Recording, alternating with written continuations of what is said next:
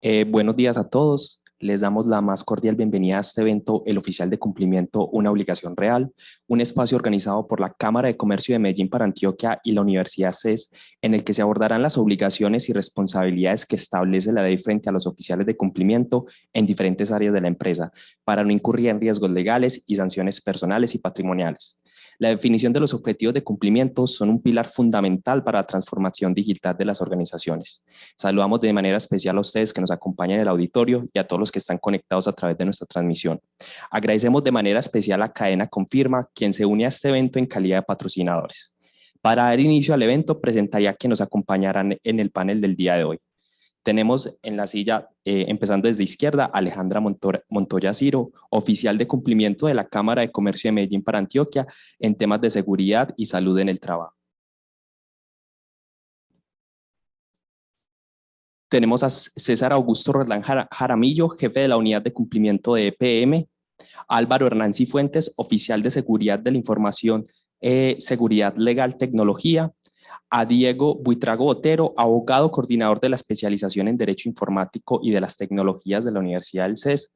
Como moderadora de este espacio nos acompaña Liliana Castillo, directora jurídica de la Cámara de Comercio de Medellín para Antioquia. Liliana, tienes la palabra. Bueno, muchas gracias a todos por asistir, por acompañarnos en este foro. Este foro nace de una preocupación que tienen nuestros comerciantes y nuestros empresarios en relación a los temas jurídicos de cumplimiento, porque nos dicen, es que yo tengo que tener un especialista en cada cosa, ese especialista no me sirve para todo lo que yo necesito, mis recursos, no tengo tantos recursos para tener tantos abogados, siempre pensamos que es un abogado y no necesariamente es un abogado, es un experto en un tema que efectivamente lo que hace es generar un tema de controles y validar una serie de riesgos para tener de alguna manera pues como estos cumplimientos legales. Por eso trajimos a los diferentes expertos, ellos cada uno les hablará desde la materia. La primera pregunta que les voy a hacer es que hagan una presentación del contenido temático de lo que ellos abordan para que veamos dónde tiene lugar esa temática en la empresa y o para el comerciante o para el empresario. Y esa temática, ¿quién además la puede abordar? Sobre todo porque ustedes me van a preguntar, pero si yo no tengo para tener 4 oficiales, ¿ustedes se imaginan cuánto sería tener estos oficiales y estos expertos con las hojas de vida que tenemos? Casi que tendríamos que tener un grupo muy grande, y para empresas grandes probablemente es una necesidad, pero para las empresas pequeñas es más difícil abordar esta temática. Entonces, por eso queremos traerlos para que ellos, desde la temática que abordan, dónde queda ese cumplimiento en las empresas y cuáles serían los riesgos de no tenerlos o de no mapearlos o de no asumir esos riesgos. Entonces, vamos a empezar con Alejandra, entonces, para que nos amplíe desde la experticia que manejas, cuál es tu rol y cuál es la importancia para las empresas desempeñar ese rol y cuáles serán lo que se debe proteger. Gracias. Bueno, muy buenos días, es un gusto saludarlos y compartir este espacio con ustedes. Mi nombre es Alejandra Montoya, soy la profesional de seguridad y salud en el trabajo de la Cámara de Comercio de Medellín para Antioquia. Realmente cuando uno desarrolla los procesos de seguridad y salud en el trabajo, debe, digamos, cumplir un perfil específico de acuerdo a la organización que se maneje, dependiendo del nivel de riesgo y número de colaboradores. Les quiero contar un poquito. Para poder ejercer los procesos de seguridad y salud en el trabajo, las secretarías seccionales y distritales deben emitir o deben autorizar unas licencias de seguridad y salud en el trabajo. Sin esa licencia, entonces el profesional no podrá realizar actividades relacionadas con los sistemas de gestión de seguridad y salud en el trabajo. Estas licencias tienen una vigencia de 10 años, ¿sí? Y dependiendo de ese perfil profesional, se emite el campo de aplicación de esa persona que está ejecutando la labor dentro de la organización. Entonces, dentro de esos estudios formales de seguridad y salud en el trabajo avalados por el Ministerio de Educación Nacional, que son, por supuesto, verificados por las secretarías seccionales y distritales,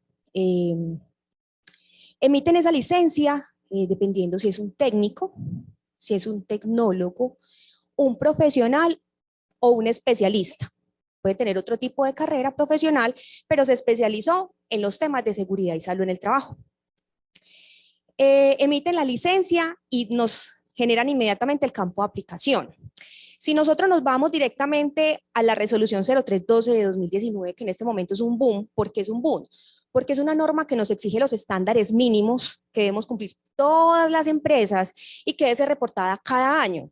Pero resulta que dentro de esos estándares mínimos, pues también digamos que define un perfil profesional dependiendo del número de colaboradores y el nivel de riesgo, ¿cierto? Entonces ya empezamos a discriminar la participación de los profesionales en estas empresas. Ahorita les voy a dar una novedad con actualización de licencias, con la nueva norma que salió hace relativamente poco. Entonces les quiero contar primero lo de la resolución 0312 de 2019. Entonces en esta norma nos dice, bueno, si son menos de 10 trabajadores, podemos tener la participación de un técnico. Si son entre 10 a 50 trabajadores, pero con niveles de riesgo 1, 2 y 3. Solamente voy a hablar de niveles de riesgo 1, 2 y 3. Entonces podemos tener un técnico, pero si son entre 11 y 50 colaboradores en la organización, pues podemos tener la participación de un tecnólogo. Si son más de 50 colaboradores en estos niveles de riesgo y cualquier número de colaboradores para niveles de riesgo 4 y 5, debe ser un profesional o una carrera o un profesional de otra carrera como tal, pero con especialidad en seguridad y salud en el trabajo. Y exigen, por supuesto, unos años de experiencia como tal, ¿cierto? Entonces, cuando ya estamos hablando de los estándares mínimos, es el primer requisito. Usted tiene esta característica, este profesional con la licencia emitida por la Secretaría Seccional y Distrital, que es la autorizada, que además tiene una experiencia específica en el desarrollo de las actividades de seguridad y salud en el trabajo y que además tiene un curso de 50 horas del sistema de gestión de seguridad y salud en el trabajo. Entonces, como punto de partida, esa es la evaluación inicial que se hace en los estándares mínimos. Entonces, uno puede decir, listo, tenemos una organización en donde tenemos, por ejemplo, 4 colaboradores, somos niveles de riesgo 4 y 5 y necesitamos un profesional, un especialista, y quizá el recurso financiero, pues por el número de trabajadores o la capacidad que tenga la organización, no puede tener el profesional o el especialista. Entonces, muchas organizaciones, digamos que optan por contratar un profesional o un especialista como un asesor externo que pueda garantizar la representación con su licencia en ese diseño del sistema de gestión de seguridad y salud en el trabajo. Y que dentro de la organización pueda tener la participación y la posibilidad de ejercer su labor profesional de un técnico o de un tecnólogo dentro de la organización, supervisado por este profesional o especialista, con las necesidades que se tengan. Entonces, digamos que ya de pronto a las organizaciones se les puede facilitar un poquito más el proceso al tener el profesional que debe diseñarlo, ¿cierto? Y ya de ahí una serie de requisitos importantes dentro de esta resolución 0312 de 2019, que como su nombre lo dice, es lo mínimo que debe cumplir una organización en los términos de seguridad y salud en el trabajo. Es decir, no son todos los requisitos, es lo mínimo. Por ahí hay otra norma, que es el decreto 1072 de 2015, que es el que nos habla de los sistemas de gestión de seguridad y salud en el trabajo. Entonces ya nos amplía un poco más el panorama de lo que debemos cumplir dentro de ese sistema de gestión. Porque entonces posiblemente un inspector del trabajo nos visita en la empresa y nos dice, bueno, ustedes tienen el plan de emergencia. Estoy diciendo cualquier programa que puede ser de conocimiento general para los que estamos presentes, el nombre. Entonces les decimos no, porque nosotros somos una empresa con un nivel de riesgo 1 y 3 y en el estándar mínimo no nos habla del plan de emergencia. Pero entonces el inspector perfectamente te puede decir que no estás cumpliendo con los criterios de seguridad y salud en el trabajo porque la norma exige lo mínimo en seguridad y salud en el trabajo, pero no es todo lo que se exige en un sistema de gestión. Todo lo que se exige en el sistema de gestión está en el decreto 1072 de 2015. Y allí están todos los parámetros necesarios, punto por punto, de lo que deben cumplir las organizaciones.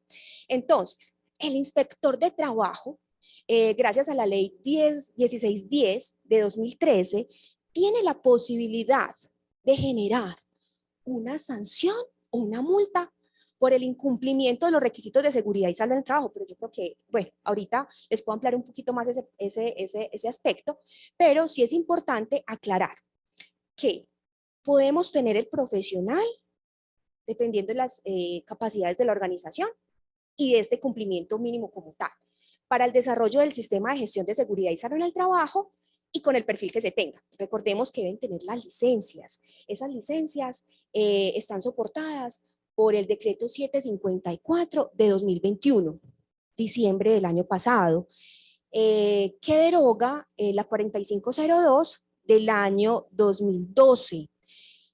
Digamos que en este momento estamos en un proceso de transición de la norma, ¿sí? La que nos habla de los procedimientos y requisitos de las licencias de seguridad y salud en el trabajo, porque el Ministerio de Salud y Protección Social, ¿qué nos dice? Nos dice que debemos esperar a que salga el aplicativo web para poder hacer las solicitudes de las licencias y que a partir de ese momento vamos a contar 6 meses para que empiece a regir la norma y que ya no aplique la 4502, ¿cierto? Ahorita el 1 de julio, una actualización con la resolución 1511, ahorita el 1 de julio, que nos indica que hay unas actualizaciones como tal en el desempeño de los profesionales en seguridad y salud en el trabajo. Entonces, aquí en esa actualización legal, que recuerden que todavía no está derogada hasta que se nos active el aplicativo en la página del ministerio, pero en esa actualización de los profesionales nos dice que el técnico y el tecnólogo va a ser un apoyo para el sistema de gestión y un acompañamiento para las investigaciones de accidentes de trabajo. Entonces, posteriormente a esta norma, el ministerio nos tendrá que actualizar el dato y decirnos, bueno, entonces, ¿qué va a pasar con la resolución 0312-2019, donde nos dice que para empresas con ciertas características y nivel de riesgo, podemos tener un técnico o un tecnólogo? Entonces nos queda, digamos, ahí la expectativa de digamos, esa aclaración de la norma que va a venir posteriormente a el periodo de vigencia de la resolución 754 de 2021. Bueno, entonces Alejandra nos dejó la inquietud sobre la necesidad de tener un apoyo en el tema de seguridad y salud en el trabajo. Ojo, aquí hay un tema importante y es que en el tránsito de estas normas también va a ser un apoyo para la ARL, o sea que se empiezan a conectar los temas y la ARL va a empezar a exigir en las organizaciones que a nivel interno tengan esta capacidad. Una pregunta, Alejandra, ¿este apoyo tiene que ser necesariamente con un contrato laboral o puede ser a través de prestación de servicios o cómo lo debe hacer? Muy bien. El apoyo de seguridad y salud en el trabajo puede ser por cualquier medio de vinculación laboral. Puede ser por un contrato de prestación de servicios, con un contrato directo con una organización que preste los servicios de seguridad y salud en el trabajo. Pero es muy importante entonces tener claro que las licencias para personas naturales es diferente las licencias para las personas jurídicas. Las personas jurídicas deberán actualizar la licencia en caso de que deban cambiar el sitio de prestación del servicio.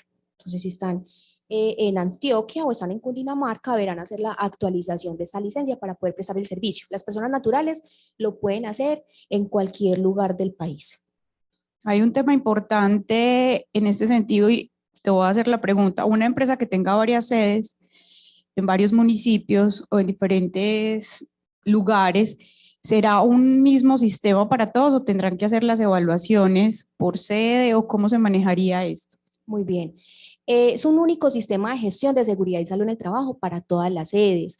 Estratégicamente, para garantizar el control operacional del desempeño del sistema de gestión de seguridad y salud en el trabajo, podemos tener participación, por ejemplo, del Comité Paritario de Seguridad y Salud en el Trabajo distribuido en diferentes sedes, pero no es una exigencia que estén distribuidos. Lo importante es que garanticemos el control operacional, que se hagan verificaciones en campo, que se visiten las diferentes instalaciones, que se visiten las diferentes sedes para garantizar el cumplimiento de cada uno de los requisitos de seguridad y salud en el trabajo.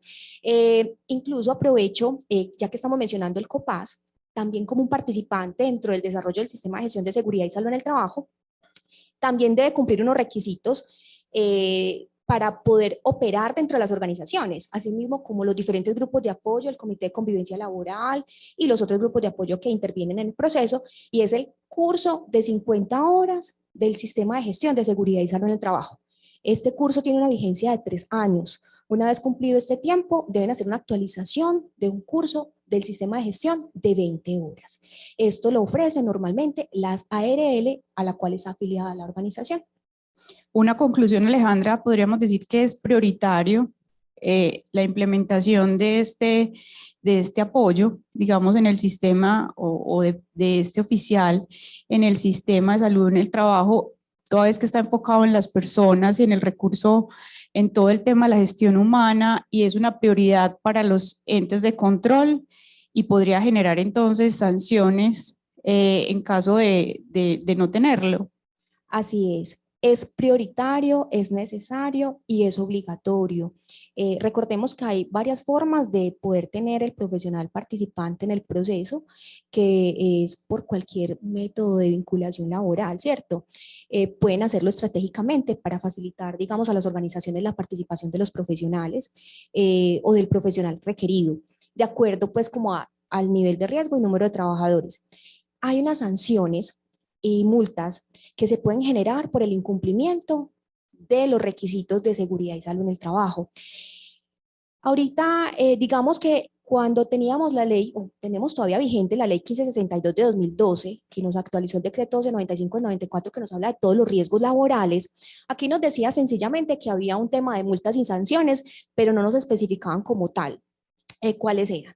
Ya con la 472, digamos que aquí ya hay una apreciación mejor en el año 2015 de cómo se van a hacer gradualmente esas multas y sanciones dictaminadas por el ministerio como tal, y donde le dan muchísima autoridad a los inspectores de trabajo para poder generar esas sanciones.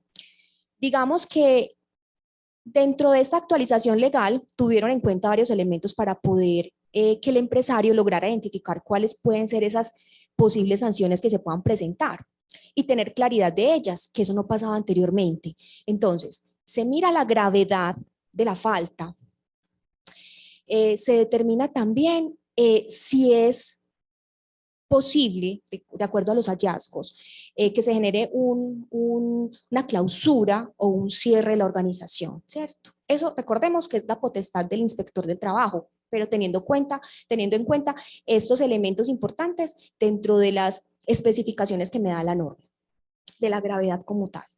También me orienta frente a el trabajador qué derechos tiene si se genera un cierre o una clausura de la organización. Entonces, para el trabajador es claro que cuáles son los derechos que tiene como colaborador en el momento de que no va a percibir, pues posiblemente va a tener la empresa cerrada y que posiblemente no pueda percibir un ingreso. Y también define los procedimientos y requisitos para la persona o para la organización, la persona natural o jurídica, que tenga esa sanción, cuáles son los procedimientos y cuáles son los requisitos. Si inicialmente se genera una sanción por incumplimiento, en caso de reincidencia, el inspector puede determinar un cierre temporal de la organización. Podemos estar hablando de 3 a 10 días hábiles. Si reincide, podemos estar hablando de 10 a 30 días hábiles. Si persiste, puede llegar hasta 150 días hábiles con la posibilidad de que se cierre la organización. Por supuesto, el inspector del trabajo genera un auto que va a ser avalado por la dirección territorial, estudia la situación y genera la resolución. El inspector del trabajo puede visitar la organización o puede mandar una resolución solicitando unos requisitos específicos que deben aportar en las direcciones territoriales o en las entidades o en las oficinas especiales como tal, ¿cierto? Se aportan todas esas evidencias y hay que tener en cuenta que si a mí me piden una evidencia, por ejemplo, el suministro de elementos de protección personal, que es un punto muy importante, o la divulgación de normas de seguridad, que eso lo miran con lupa. Créanme que un inspector de trabajo que observe en una organización que no tiene divulgadas las normas de seguridad, genera un proceso de sanción inmediato. Entonces, si solamente aportamos, voy a aportar como evidencia una persona, un colaborador, para el suministro de elementos de protección personal, pues entonces pueden decir en la respuesta a la resolución que solo se está cumpliendo con una persona la entrega de PP. Entonces, cuando nos hagan la resolución o cuando nos hagan el requerimiento, debemos aportar la información de todos, de absolutamente todos los colaboradores. Tener en cuenta también, importante en esa norma, el reporte de los accidentes de trabajo y las enfermedades laborales. Para este momento están solicitando los reportes de accidentes de trabajo graves y de todas las enfermedades laborales calificadas. Muy importante, porque esto también está contenido dentro de los causantes de sanciones en los procesos de seguridad y salud en el trabajo. Alejandra, hay una última pregunta. Después de esta charla, un gerente puede llamar a su asesor o a la persona que vino y preguntarle cuánto tiempo puedo gastarme en la implementación. Supongamos que partamos de cero. ¿Cuánto tiempo puedo, con tu experiencia, tomar para la empresa la implementación de este sistema? Muy bien. El sistema de gestión de seguridad y salud en el trabajo es un proceso cíclico. El proceso nunca termina, es de constante alimentación. Es un sistema de gestión que permite que se vayan implementando, se diseñen y se implementen y se gestionen todos los programas. El sistema de gestión de seguridad y salud en el trabajo tiene diferentes programas dependiendo de los peligros que tenga la organización. Un sistema de gestión no puede ser igual de una empresa A y una empresa B.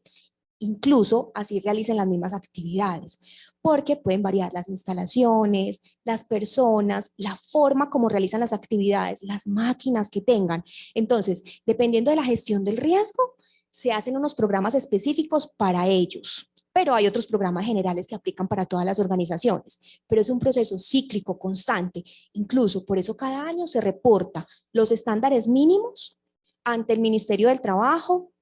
Se reporta en caso tal de que dé lugar a un plan de mejora. Los planes de mejora siempre, por favor, siempre se tienen que reportar en junio de cada año.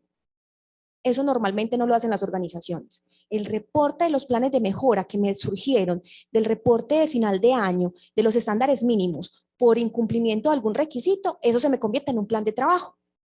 Entonces, ese reporte, ese plan de mejora que no cumplí en ese momento, lo tengo que notificar en junio de cada año. Y posteriormente, pues al cierre del periodo, nuevamente el reporte de los estándares mínimos para que el Ministerio del Trabajo pues tenga una alerta de que efectivamente la organización sabe que hay unos mínimos requeridos, que los estamos reportando y que hay un nivel de cumplimiento, porque finalmente ahí me sale un porcentaje, en donde el porcentaje aceptable es el 85%, de ahí hacia arriba. Entonces ya, de pronto esos porcentajes me van generando alertas para poder el ministerio levantar la mano y decir, bueno, ¿qué está sucediendo? Finalmente la ARL también es una entidad que es un puente entre la empresa y el ministerio y que es el deber de la ARL reportar cualquier situación irregular que identifiquen las organizaciones. Listo, Alejandra, muchas gracias. ¿El público tiene alguna pregunta sobre este tema específico? Perfecto, muchas gracias. Vamos a darle la palabra a César. César, bienvenido. Desde tu experiencia entonces en la unidad de cumplimiento de PM, ¿cómo es, qué le aconsejarías a los empresarios sobre los roles y los temas que manejas y cómo sería el ideal en la implementación de esta gestión? Buenos días. Me voy a quedar sentado por temas de la transmisión y todo eso. Me disculpan, les ofrezco disculpas por eso. Cambié, mientras hablaban, cambié todo lo que tenía preparado porque con la presentación que hace Liliana, es muy cierto, lo escucha uno siempre conversando con los empresarios, los dueños de microempresas, de pymes, de pequeñas empresas, esa carga que nos está entregando el Estado, ¿cómo voy a hacer yo para pagar eso? Dije, voy a arrancar con 2, 3 preguntas y primero con una reflexión, y la reflexión es, ¿quién de aquí de los asistentes no está realmente preocupado por todas las responsabilidades que está asumiendo? Yo creo que estamos asumiendo demasiadas responsabilidades y muchas veces nos estamos sintiendo incapaces de atender todas esas responsabilidades. Y si yo soy empleado y trabajo por una corporación, una organización, independiente del tamaño de esa organización, yo quisiera que nos proyectáramos en la preocupación que tiene ese accionista, ese dueño, ese administrador, para poderle pagar un salario a una persona para que le responda por una de las múltiples obligaciones que tiene frente al Estado. Entonces, la reflexión primera es, y no voy a poner que levanten la mano porque espero que todos lo van a levantar, esa preocupación que tienen ustedes por su frente de responsabilidad. Y eso es lo que estamos viendo aquí. Como decía Liliana en la introducción, 4 responsables, entonces serían 4 personas. Yo creo que uno complifica las cosas tanto como las necesita. Si bien hay una responsabilidad para responder frente a toda esa reglamentación, toda esa normatividad, lo primero que tenemos que hacer en nosotros es conocer por qué debemos responder. Y conocerlo no porque nos lo exige una norma, sino por esa exposición al riesgo que tenemos. Aquí en este auditorio los presentes, creo que nada más estamos 3 con tapabocas. Yo me lo acabo de quitar porque voy a usar el micrófono. Y yo veo que nos vamos relajando en las medidas y claro, ya respetando los que sean antivacunas, como humanidad hemos pasado por una situación que yo creo que ninguna otra persona en la humanidad la había vivido. Muchos de nosotros hemos despedido, se han ido de aquí, de este mundo, familiares, conocidos que apreciábamos. Yo vivía empanicado con el COVID. Pues yo hice mi esquema de vacunación en el exterior y repetí mi esquema de vacunación aquí en Colombia y todavía ando con tapabocas. Uno lo ven como bicho raro cuando ando con tapabocas, ¿no? Ese viejito neurasténico que está con tapabocas todo el tiempo. Y a pesar de eso, ahora en julio, en el Congreso que hubo de Prevención del Lavado Activo y Financiación del Terrorismo Bancaria, llegué a Medellín con COVID. Entonces ya, mejor dicho, 5 vacunas, COVID el 20 de julio, pero bueno, aquí vamos recuperados. Entonces, en ese sentido digo es que el riesgo está, lo que pasa es que nos vamos relajando. Entonces, en el sector real hoy en día, por ejemplo, el riesgo en lo que atañe en parte a la responsabilidad que tengo en la organización es prevención del lavado activo y financiación del terrorismo. Entonces, vemos una cantidad de circulares que han ido expediendo todas las superintendencias, a excepción de 3 superintendencias que todavía no han expedido norma para prevención del lavado activo y financiación del terrorismo. Entonces, llego yo a la organización, pues llego a ese cargo porque yo llevo 30 años en EPM, hace 10 establecimos la unidad de cumplimiento con una responsabilidad de prevenir el lavado activo y la financiación del terrorismo. Pero como creamos esa unidad, dijeron, vea, ¿sabe qué? Montémosle por aquí, como dice alguien, otra bolita, ese arbolito de Navidad y que sea la prevención del fraude, la corrupción y el soborno. Entonces, quedamos con esos 2 frentes de trabajo. Aparece la ley 1581, la ley estatutaria de protección de datos, ¿y quién va a hacer eso? Entonces, como las organizaciones, no es al que vende desocupado, sino venga usted, y uno que tiene que decir, claro, con todo gusto, yo acepto esa responsabilidad y me empiezo a formar. Entonces ya nos quedó también el frente de protección de datos personales. Empieza ahora, se expide una ley de transparencia, la ley de transparencia anticorrupción, que va a obligar a todas las superintendencias a expedir norma para que tengan todos un programa de transparencia ética empresarial. Ve, ¿quién va a ser el oficial de transparencia? Ah, pues que blanco es, frito se come y César Roldán se llama. Y en ese sentido, yo digo, vea, no, nos preocupamos, sí, la preocupación es buena porque lo activa uno. Entonces nosotros tenemos, yo por ejemplo, tengo un rol de empleado de cumplimiento. Y la gente dice, ¿ese empleado de cumplimiento qué es? Imaginen que eso es la responsabilidad de la circular externa de la DIAN 170 de hace 20 años, pero yo soy el empleado de cumplimiento. Pero resulta que en EPM hay un vehículo de inversión que se llama EPM Inversiones, con el que hacemos presencia multilatina, y esa está obligada por Supersociedades. Entonces Supersociedades dice, hay que designar un oficial de cumplimiento. ¿Quién va a ser ese oficial de cumplimiento? Pues César Roldán. Pero ¿qué hemos hecho? Hemos empezado a asumir muchas de las prácticas, porque la gente también, yo oigo muchos oficiales de cumplimiento quejándose de que tienen que responder a muchas normas. Si usted logra montar un sistema en su organización, es capaz de responderle a todas esas normatividades. Es que César, una me dice que responda trimestral y la otra mensual. Bueno, si está respondiendo mensual, puede responder trimestralmente. Nos gusta quejarnos. Yo creo que en la medida que nos quejemos, garantizamos que nos den recursos, garantizamos un salario, nos inventamos procedimientos, formatos, porque si no está el oficial de cumplimiento, creemos que esta organización se va a paralizar. Pero en ese sentido, empiezan a aparecer una serie de responsabilidades. Y yo creo que irresponsablemente decimos que somos los de compliance de nuestra organización. Vea, para que seamos los de compliance nos falta mucho pelo y más a mi palmoño. Estoy hablando como muy parroquialmente, pero quiero que les llegue el mensaje. ¿Por qué? Porque en este momento el cumplimiento en Colombia, desde el punto de vista normativo, está en prevención de lavado de activos, financiación del terrorismo, en unos temas de transparencia ética, de unos temas de transparencia y soborno transnacional y anticorrupción, pero es un universo que se nos está abriendo completamente. O sea, no veamos el tema de cumplimiento solo en prevención de lavado de activos, financiación del terrorismo, que es muy importante, porque así suena egoísta. Yo una vez escribí un artículo en la revista Infolab aplicando el tema de teoría de las ventanas rotas a los sistemas de prevención de lavado de activos y financiación del terrorismo. Si mi organización tiene el sistema, tengan la seguridad que los lavadores trabajando bajo la premisa de que todas las organizaciones establecidas trabajamos en cumplimiento de la ley y en actividades lícitas, van a tratar o no van a querer trabajar con mi organización, sino con otra. ¿Por qué? Porque la otra pueden utilizarla para lavar activos. Entonces, en ese sentido, vamos ampliando esos distintos alcances. Si yo tengo unos mecanismos de prevención de fraude, corrupción y soborno que no me hacen inmune, pues yo llevaba 5 vacunas y me dio COVID, y ahorita me puede estar repitiendo porque, no por ella, sino que acabo de coger este micrófono sin tapabocas. Entonces, y no es que yo sea un Howard Hughes que esté aquí empanicado con eso, pero entonces yo creo que hay que ir construyendo todo ese sistema de gestión de riesgos al interior de la organización. ¿Y el enfoque cuál va a ser? Como lo decíamos ahorita, un enfoque basado en riesgos porque voy a estar expuesto a todos esos riesgos. Entonces, lo que está haciendo el gobierno, podemos sentirnos que el Estado nos está tirando muchas cargas, pero en la medida que aprendamos, yo creo que conozcamos, o en la medida que tenemos conocimiento técnico, logramos controlar esa exposición a esos riesgos.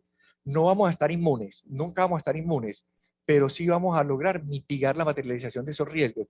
Y en el día que se nos materialicen esos riesgos, vamos a tener cómo contener ese riesgo en un momento dado o cómo demostrar una responsabilidad frente a la autoridad competente de que nosotros construimos lo que humana, técnica, profesionalmente, como un hombre diligente de negocios, estaba para nosotros hacer. Y hay responsabilidades compartidas. Olvídense que esto no es responsabilidad exclusiva del oficial de cumplimiento. Esto es responsabilidad de unos dueños, de una junta directiva, del órgano superior de gobierno que tenga su organización, del representante legal, de la auditoría de la organización y del revisor fiscal, que hoy en día ya están empanicados porque ya ellos tienen que revisar estos distintos programas, por ejemplo, de ética, los programas de transparencia ética empresarial, o cómo está operando el área de cumplimiento con ese alcance limitado que tenemos ahora. Más adelante abordamos el tema a dónde queremos llegar como organización, ampliando. Si están preocupados por lo que les toca hacer ahora y lo que les están poniendo día a día, preocúpense más porque les va a llegar mucho más. Y con esta charla les vamos a dar ideas a muchos dueños de empresas a que les sigan entregando ustedes responsabilidades. Gracias, César. En esta primera pregunta, ¿qué herramientas o qué tips nos puedes dar para iniciar con la prevención de lavado de activos y prevención del terrorismo en una empresa donde no haya iniciado? O sea, donde definitivamente eso sea como esas resoluciones allá lejanas, que no tengo idea y que yo sé que hay que hacerlo, que nos están llegando cheques todo el día, que nos está entregando dinero en efectivo, que los controles aumentan. ¿Cómo podría empezar? Yo creo que lo primero es, nosotros escarmentamos en carne propia. Y puede que suene, pero el tema, de por sí el tema de que yo puedo o debo consultar terceros en listas públicas, eso tiene un morbo que nos ayuda a nosotros a vender nuestro quehacer. Si yo le digo al dueño de la empresa, vea, es que si usted compra, va a ampliar, va a comprar unas oficinas y no le hace un estudio de títulos, de la tradición de esos títulos, no solo en los temas de las anotaciones, sino quiénes eran los dueños, qué historial tienen los dueños, usted estaba incurriendo en una posibilidad de que se le materialice un escenario de extinción de dominio o que le llegue una medida cautelar, por ejemplo. Si yo empleado de mi organización, voy a comprar un vehículo y no sé ni a quién se lo estoy comprando, ni siquiera conozco ese tercero, y puede sufrir una pérdida de esa compra de ese vehículo y puede sufrir una pérdida patrimonial bien importante. Si usted va a comprar un apartamento y es que me lo está vendiendo un señor que no sé quién es, pero venga, el tipo me dice que vale 100 millones, pero que me recibe 80 porque está muy urgido. Esos buenos negocios yo creo que hoy en día ya no existen. O cuando yo estoy vendiendo, que me van a pagar toda mi propiedad en efectivo. No, hice el negocio del siglo. Vea, de esos negocios ya fáciles, preocupémonos bastante. Y en la medida que lo introyectemos como ciudadanos, como personas, si nos pasa a nosotros como personas, le puede pasar a las organizaciones. Y esa es la estrategia que hemos utilizado siempre en EPM. En cualquier espacio, por ejemplo, en inducción, en la reinducción, cuando vamos a autorizar los créditos de vivienda, lo llevamos al ámbito personal. Y si le pasa a la persona, le pasa a la empresa. Entonces, por eso, vea, hay listas, usted puede consultar. Esto nosotros, hay un riesgo muy alto, nosotros no somos jueces. Ah, es que ese es un blanqueador, es que ese es un lavador de activos. Eso le corresponde a una autoridad competente. Pero si el río suena, piedra lleva. No dejarnos llevar por noticias reputacionales, pero si hay una serie, Colombia tiene una disponibilidad de listas, les digo que uno no cree la cantidad de información a la que tiene acceso. Yo, por ejemplo, cuando voy a empezar una clase en las universidades y le pido a los estudiantes que me den me den el correo electrónico, me den una información y empiezo a interactuar con ellos, con solo mirar una IP, yo le digo, vos estás viviendo, estás en Bogotá, y se asustan, ay, ¿usted por qué me investigó? No, yo no lo investigué, simplemente estoy conociendo con quién estoy trabajando, con quién voy a dictarle clases. No lo hago con Tony todas las clases, tranquilícese, a usted no tuve oportunidad porque no he tenido acceso a la base de datos y no voy a tener por temas de protección de datos personales.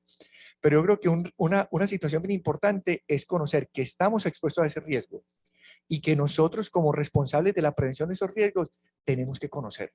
Tenemos que conocer. En estos días me decían que parecía una abuelita regañona. Yo no soy abuelo todavía. Estaba en un congreso de prevención de lavado de activos. Decía, cuando yo oigo un oficial de cumplimiento en temas de prevención de lavado de activos y financiación del terrorismo hablar de lista Clinton, y voy a usar la expresión que se me provoca darle este micrófono. En estos días, por ejemplo, entrando en una anécdota, me escribió un oficial de cumplimiento donde nosotros, EPM, va a ser contratista de esa organización, y yo decía, esto no puede estar pasando. Yo soy, y siempre lo digo en todas mis intervenciones, el conocimiento en temas de prevención, los delincuentes nos llevan mucha ventaja, porque ellos son delincuentes, nosotros no hemos sido delincuentes. Entonces nosotros no sabemos cómo están lavando. La UIAP nos ayuda con tipologías, pero mientras nos publican un documento de 50 tipologías, ya hay 10 adicionales que no conocemos. Sería ideal, no sería ideal, sería como muy provechoso uno tener aquí una cantidad de lavadores de activos que se arrepintieron y empezaron a trabajar como oficiales de cumplimiento. Yo por una actividad personal que tengo, he conocido mucha gente de Azotrapo, y Azotrapo es la Asociación de Traquetos Pobres.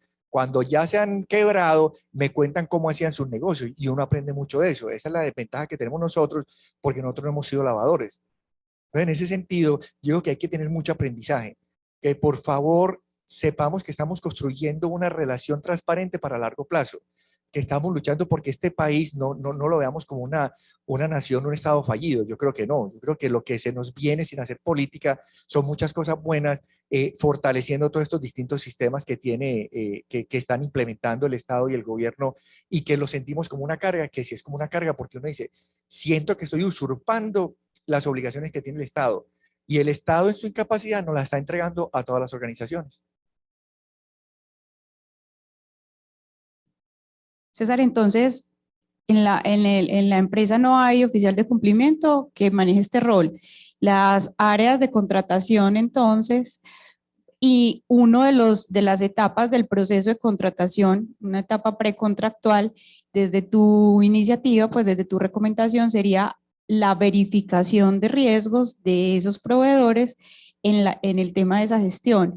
Y el responsable de gestión contractual tendría ahí una participación importante y indirectamente está haciendo todo un tema de cumplimiento desde lo que nos estás contando, ¿cierto? Desde la gestión de esta prevención. Sí, mejor dicho, salgan preocupados, porque el Pareto puede estar en los contratistas. Entonces, nosotros, por ejemplo, en muchas de las empresas del grupo que todavía no están obligadas a tener sistema, el área de contratación ya es la responsable, inclusive de adelantar debidas diligencias y consultas en listas. Y cuando se les levanta alguna alerta, claro, los apoyamos en ese sentido. Pero, por ejemplo, yo ya tengo mini oficiales de cumplimiento en el área de gestión humana, porque todo el proceso de selección ya les explicamos cómo hacer consultas, cómo hacer verificaciones de los trabajadores. Y en ese sentido vamos ampliando el alcance. Entonces, el agente de compras operativas, por el tamaño de nuestra organización, hay una gente que encarga de comprar papelería, lapiceros, todos los suministros que son distintos a la contratación, ya les descentralizamos ese control. Hay algunas áreas que por el análisis y la segmentación que hemos hecho, no le hemos descentralizado el control. Entonces, en la organización nuestra, por ejemplo, un contrato superior, inferior a 1.000 millones de pesos, a mi salario mínimo, perdón, sí, corresponde, lo adelanta el área de contratación. Los superiores, la diligencia, la adelantamos nosotros. Pero si yo voy a hacer, por ejemplo, una compra, un alquiler, un arriendo, una venta de una propiedad raíz o una servidumbre por donde van las redes, así cueste 500.000 pesos, lo hace cumplimiento. ¿Por qué? Por el riesgo de la jurisdicción donde tenemos nosotros que interactuar. Proyecto hidroeléctrico de Hidroituango, los 11, 12 municipios de impacto, cualquier negociación que se haga en esos municipios, independiente del monto, la hace cumplimiento, la debida diligencia. ¿Por qué? Porque hay una exposición jurisdiccional, porque hay una historia donde por esos municipios trasegaron grupos terroristas, grupos guerrilleros, grupos al margen de la ley, narcotráfico, paramilitares, y ahora bandas delincuenciales. Entonces, seguimos acompañando en ese proceso. Digo que nosotros debemos de primero tener mucha formación y conocimiento. Y si no, no es que la mayoría de las normas dicen que estas áreas de cumplimiento no pueden ser las áreas de control, que no pueden ser la administración, pero en algún lugar se tienen que incubar. Normalmente se han incubado en las áreas de control interno, en las áreas de auditoría o en las áreas jurídicas o en las de contratación. De no tenerlo, ténganlas en esas áreas, asignen esa responsabilidad a profesionales de esas áreas. Entonces ampliamos a gestión humana, áreas de contratación y voy a incluir otra, gobierno corporativo.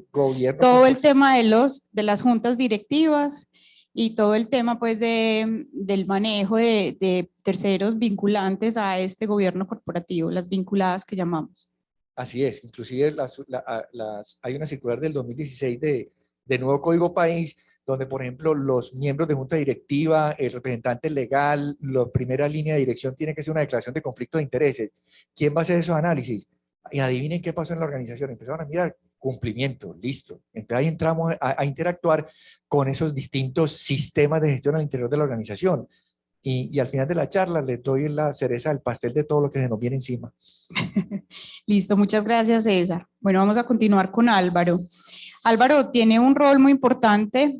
Nosotros lo venimos conociendo, que es un rol que se conecta mucho con la protección de datos, que es todo el tema de la seguridad de la información. Ustedes no se imaginan, una cosa es la seguridad, con él de la mano he aprendido, porque en las áreas de la tecnología, todo el mundo piensa que la seguridad en la tecnología, listo, eso está bien, ok, pero cuando nos vamos a temas de protección de datos, nos damos cuenta que hay un tema muy importante que es la seguridad de la información y que tiene que ir de la mano con la protección de datos. Y eso en las áreas de tecnología no necesariamente hay capacidades instaladas sobre eso. Entonces, cuando nos llega la superintendencia, nos llega el requerimiento, se nos para el pelo porque nos damos cuenta y entonces le escribimos un correo al director de tecnología y le decimos, me acabo de llegar esto de la superintendencia, ¿me ayudas con el punto de tecnología? Y él me dice, pero ¿yo qué te mando? ¿Cómo así que yo te mando todo lo que tiene que ver con tecnología o con la seguridad? Es que yo no puedo dar eso porque eso es información confidencial. Entonces empieza la discusión entre el jurídico y el técnico. No, le dice el jurídico, mira que la superintendencia es la que nos está requiriendo porque tenemos una queja de protección de datos, pero decime qué es lo que yo te tengo que entregar en temas de seguridad de la información. Entonces Álvaro nos va a ayudar a aterrizar ese tema, que es un tema en este momento muy sensible en las organizaciones y que es una capacidad que hemos instalada, que hemos dejado atrás y que en el presupuesto les aseguro que las organizaciones es la última que dejan en la fila. Primero, ¿a quién miran? A Alejandra y a César. Esa es como la prioridad porque es lo más visible y lo que en temas de riesgo puede impactar. Y a Álvaro lo van dejando atrás porque tenemos el día a día de las organizaciones, no nos da tiempo para pensarle a la prevención. Entonces, te cedo la palabra a Álvaro para que nos sensibilice sobre el tema de la seguridad de la información. Lili, muy importante. Primero que es una responsabilidad compartida. Hoy se habla de un modelo muy importante que dicen, voy a hablar un poquitico más de temas de autorregulación, pero se habla de un concepto llamado Zero Trust, cero confianza. Cuando hablamos de cero confianza es empezar a evaluar los riesgos de cumplimiento en materia de datos. O sea, hay un común denominador en las organizaciones, Lili, y es que no hemos podido identificar las funciones del oficial de protección de datos y las funciones del equipo de ciberseguridad. Porque la seguridad de la información se convirtió en un commodity, es decir, es una capacidad habilitante, pero es la ciberseguridad la que define justamente esa visión holística del negocio, porque si nosotros pensamos en la ciberseguridad, pensamos en un pilar de la transformación digital del negocio. Es decir, no podemos desarticular todo el marco de cumplimiento como lo propone Lili, Ley 1581, hablamos entonces del principio de responsabilidad demostrada, ¿cierto? Hablamos del régimen de protección de datos, hablamos del Registro Nacional de Base de Datos y empezamos a desarticular las acciones del oficial de protección de datos con el oficial de seguridad.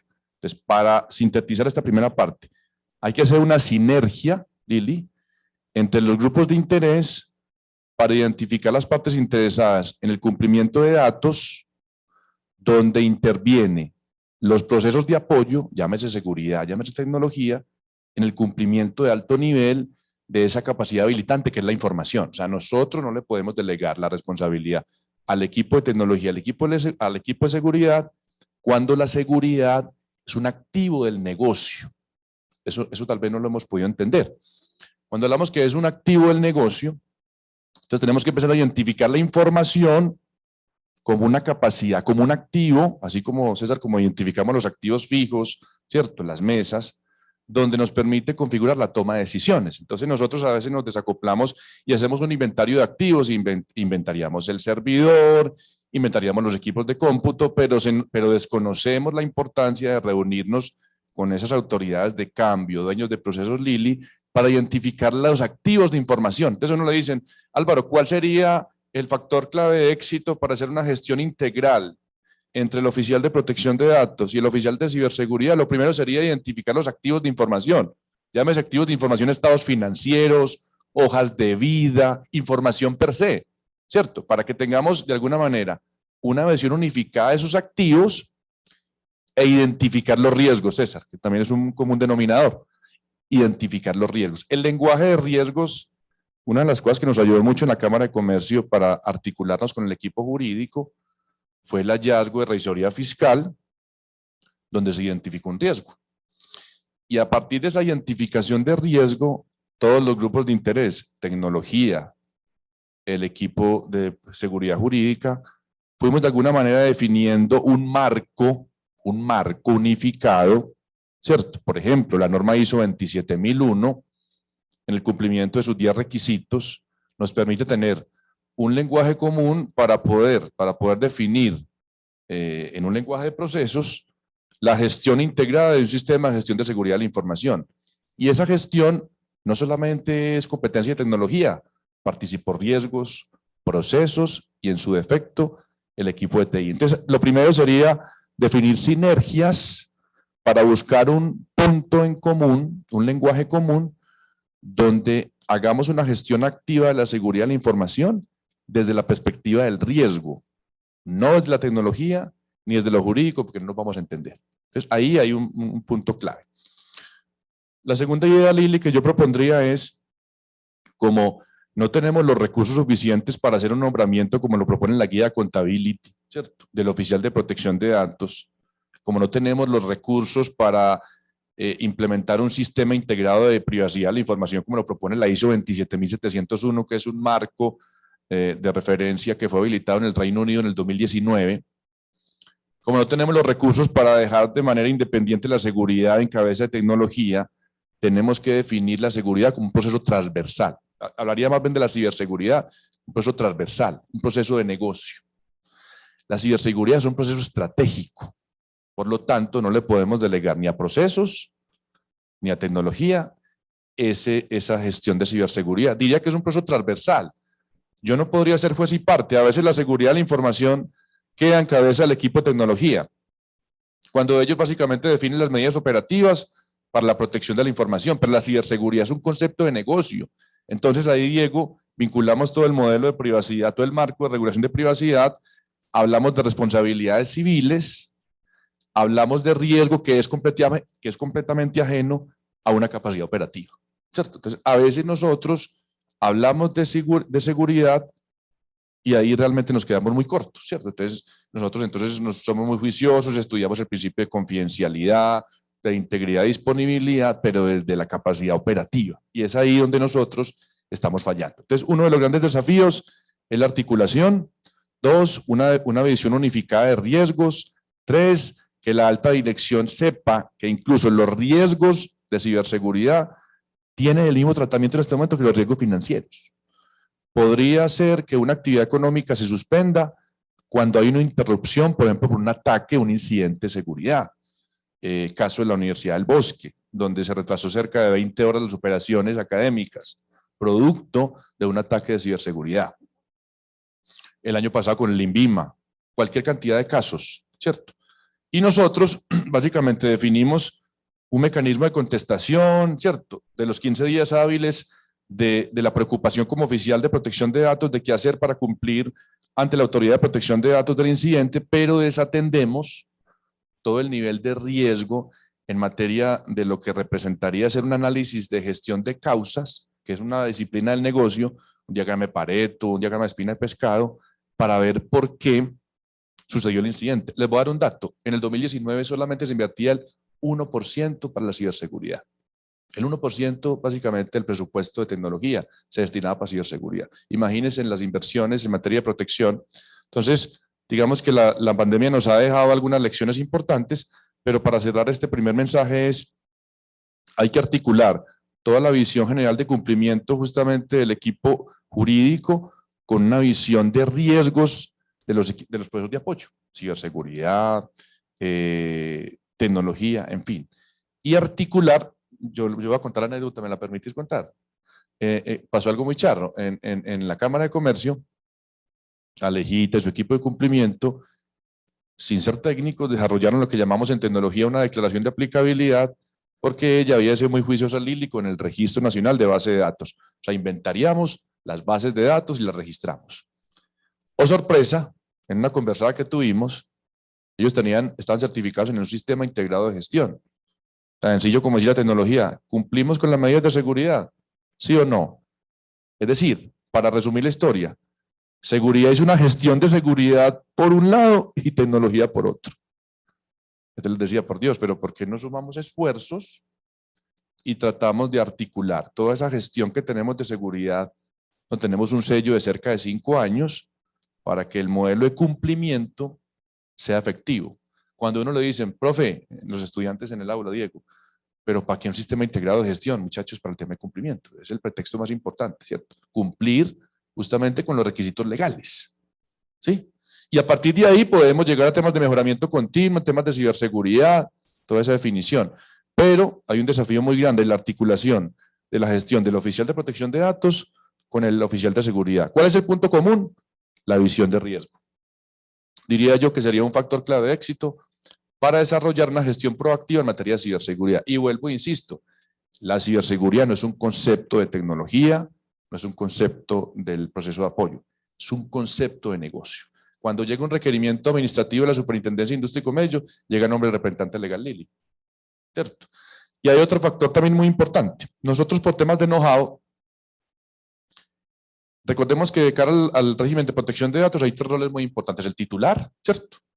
El responsable y el encargado. Nosotros somos felices entregando por encargo cualquier cantidad de capacidades operativas. Entonces subcontratamos el ERP, subcontratamos el CRM, ¿cierto?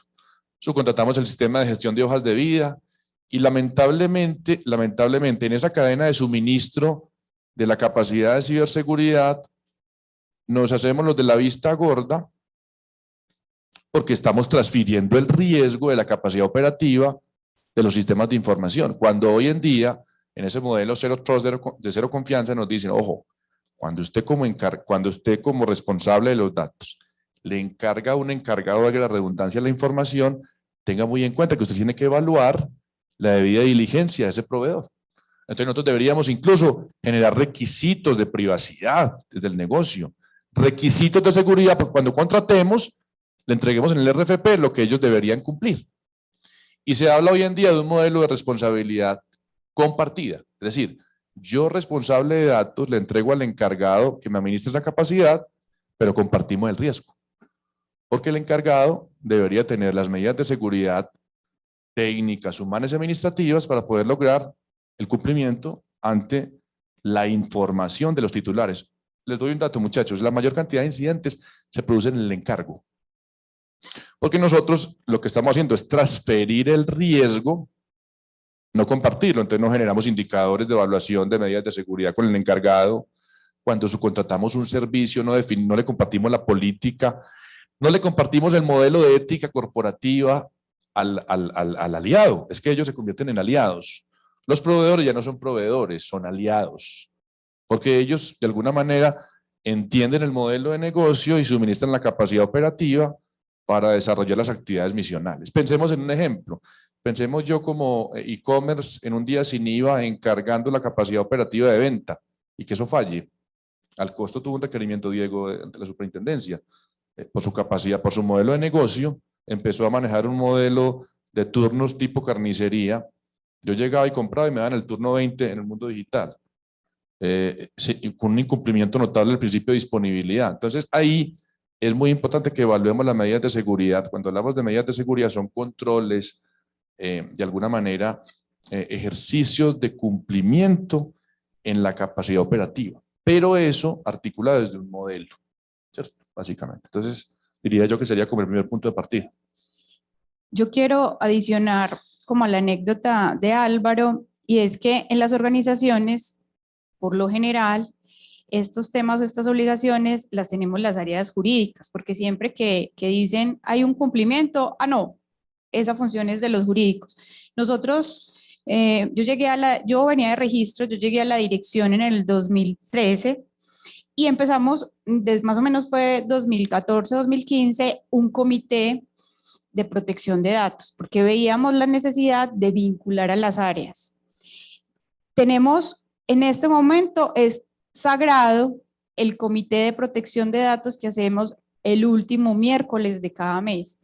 Y como dice Álvaro, van todos los líderes de las áreas estratégicas porque todos de alguna manera terminan en temas de protección de datos. Entonces es un comité donde ya tiene asiento un oficial de temas de seguridad y está además el director de tecnología. Entonces miren que ya tenemos una sensibilidad al tema. Con ese comité logramos generar las políticas, porque cuando va a mercadeo, uno dice, ¿y mercadeo qué está haciendo en un comité de protección de datos? Claramente, cómo se maneja el CRM, todo el tema de las autorizaciones, y ya estoy dando apertura al tema de protección de datos a Diego. Ahí hay un tema importante. Una directora de mercado dice, pero yo no tengo tiempo, eso no es un tema legal. No, es que el primer respondiente frente a ese cliente es ese CRM o esa persona que está de cara al público. Nosotros, por ejemplo, ahí tenemos temas del área de planeación. ¿Por qué? Porque nosotros tenemos proyectos y tenemos convenios en las regiones y no todos son clientes de registro. Nosotros tenemos convenios con entidades estatales donde vamos a las regiones a llevar temas y muchas veces recolectamos datos de personas, ¿cierto? A veces nos tocó una vez con la Asociación de Cafeteros que casi todos los recolectores eran menores de edad. Entonces miren que uno podría decir, ¿el abogado dónde está? El abogado está en sede centro, el abogado no está en la región con los cafeteros mirando quiénes son las personas que están recolectando la información y que son menores de edad. Nosotros estamos en la oriental. El que estaba recolectando la información, a nosotros cuando nos avisan, no, es que aquí hay unos menores de edad, a uno que información sensible, ¿qué van a hacer con esa información? Entonces miren qué tan importante es que todos estas personas o estos líderes que manejan la gestión desde su día a día conozcan, es que esto no es simplemente tenerlos en una matriz para entregarles, sino que hay una sinergia importante que es la que dice Álvaro en clave ya de temas de negocio, la ciberseguridad como un negocio estratégico para que todos hablen el lenguaje, porque si no, me va a llegar a la oriental, donde les decía que tenía la oficina, y me va a llegar el chicharrón que tenemos unos datos sensibles a los que no le hicimos el tratamiento adecuado. Entonces ya le voy a dar la palabra a Diego para que nos cuente cuál ha sido la experiencia desde el oficial de protección de datos, que yo creo que es el que estamos más sensibilizados, porque de alguna manera yo creo que de las delegaturas más juiciosas que tenemos en entes de control en la SIC, en la delegatura de protección de datos, son muy académicos y realmente son muy estrictos y tienen un laboratorio forense pues espectacular. Yo creo que es el que más nos ha sensibilizado a todas las empresas. Le doy la palabra para que nos cuente desde la experiencia qué es lo importante y qué es lo que nosotros tenemos que tener en cuenta para esta implementación. Bueno, muy buenos días para todos. Liliana, muchas gracias por la invitación. Aleja, César y Álvaro por haber aceptado estar con nosotros. Yo no sé por qué me sentaron aquí. Yo no sé si esto fue casualidad, pero me pusieron de último a resumir un montón de cosas y a buscar resolver una cantidad de problemas que se nos vienen encima desde el manejo de los datos personales, los datos sensibles, los datos de niños, niñas y adolescentes. Voy a hacer una pregunta al público presente. ¿Alguno de ustedes ha tomado fotos? ¿Nos pidieron autorización? No.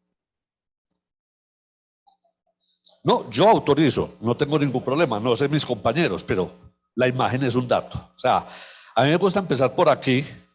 Para César con tapabocas, porque sin Para César con tapabocas, tapabocas, donde le sí. llegue la foto a la familia sin Sí, claro, tapabocas. claro.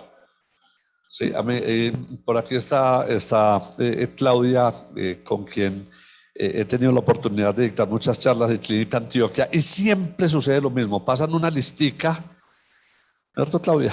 Con los nombres, y al final miro la lista, oiga, y la autorización de tratamiento de datos. Ah, ¿cierto? Son cosas simples que volvemos complejas. Entonces, para que no nos dé susto ni nos paniquemos, pero sí para que nos ocupemos de lo que nos tenemos que ocupar, el tema tratamiento de datos viene asociado a 3 asuntos que ya se han conversado aquí. El primero, que tiene que ver precisamente con ese inventario de las bases de datos, la revisión de los datos que tenemos, y estamos hablando de datos personales, datos de personas naturales, no es datos de empresas. El dato de las empresas y esas cosas, dejémoselo allá a otras normas, ¿sí? Porque también en este asunto mucha gente se ocupó de hacer inventario de bases de datos de empresas, y cuando uno llegaba les decía, no, son datos personales, personas naturales. Entonces, lo primero es hacer ese inventario. ¿Qué tenemos? Básicamente, una empresa tiene nómina, clientes y proveedores, como para decir los básicos. Pero de ahí para allá, sigamos inventariando bases de datos. Entonces, tenemos las bases de datos de los perfiles sociodemográficos, ¿no es cierto? Datos sensibles. Y esos datos sensibles tienen que estar protegidos a un nivel de seguridad mayor. Entonces, mire que por allá, el oficial de seguridad y salud en el trabajo ya está relacionado con tratamiento de datos. Pero cada uno está en su lado. Muchas veces ni siquiera nos hablamos. Agarran, montan una matriz, van y hacen la encuesta anual, y cuando llega esa base al oficial de tratamiento de datos, viene y dice, oiga, ¿y las autorizaciones? ¿Cuáles? Pues las de tratamiento de datos. Ah, no, yo no sabía. Entonces vienen los comités de tratamiento de datos, y todavía estoy hablando de datos nomás, los comités de tratamiento de datos, ¿no es cierto? Entonces hay que construir una política de tratamiento de datos. Esa política de tratamiento de datos no es copiar, pegar, no es traerla de aquí para allá. Yo le contaba ahorita a las personas de cadena que están afuera una experiencia con una empresa a la que le hicimos una consultoría. Fuimos y revisamos, lo primero que revisamos es la política de tratamiento de datos, y en toda parte de la política decía, de acuerdo a la AEPD, Agencia Española de Protección de Datos. La bajaron de internet, la copiaron y montaron su política de tratamiento de datos de acuerdo a la Agencia Española de Protección de Datos, que nada que ver con nosotros. ¿No es cierto? Entonces, esto no es copiar, pegar. En nuestra época, César, Sofasa ofrecía los Renault Personalité, ¿te acordás?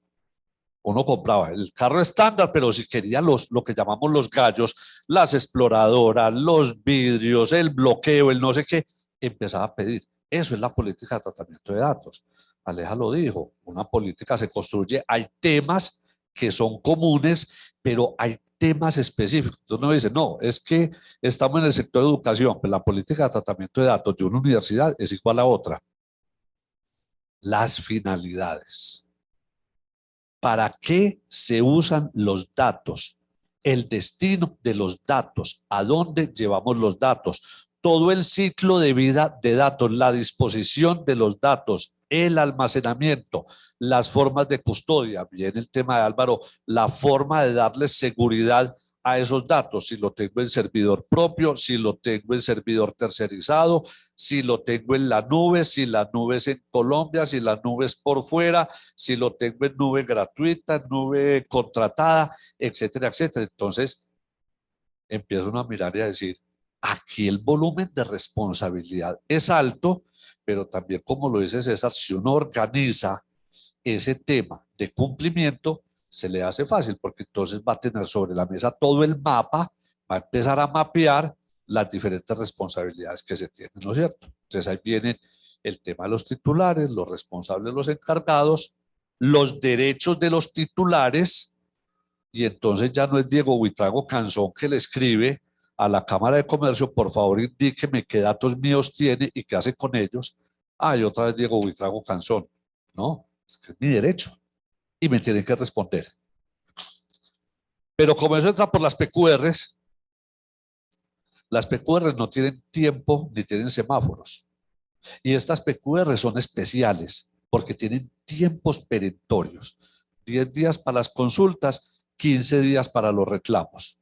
Y si usted responde al día 11, o como respondió una universidad investigada que respondió un año después, dijo, pero respondí. Si usted responde al día 11 o si responde al día 16, con toda seguridad que esa solicitud ya está en la Superintendencia de Industria y Comercio y lo van a investigar por no haber dado respuesta por lo menos, ¿no es cierto? Yo no estoy diciendo que no van a investigar a todos, pero eventualmente nos pueden investigar.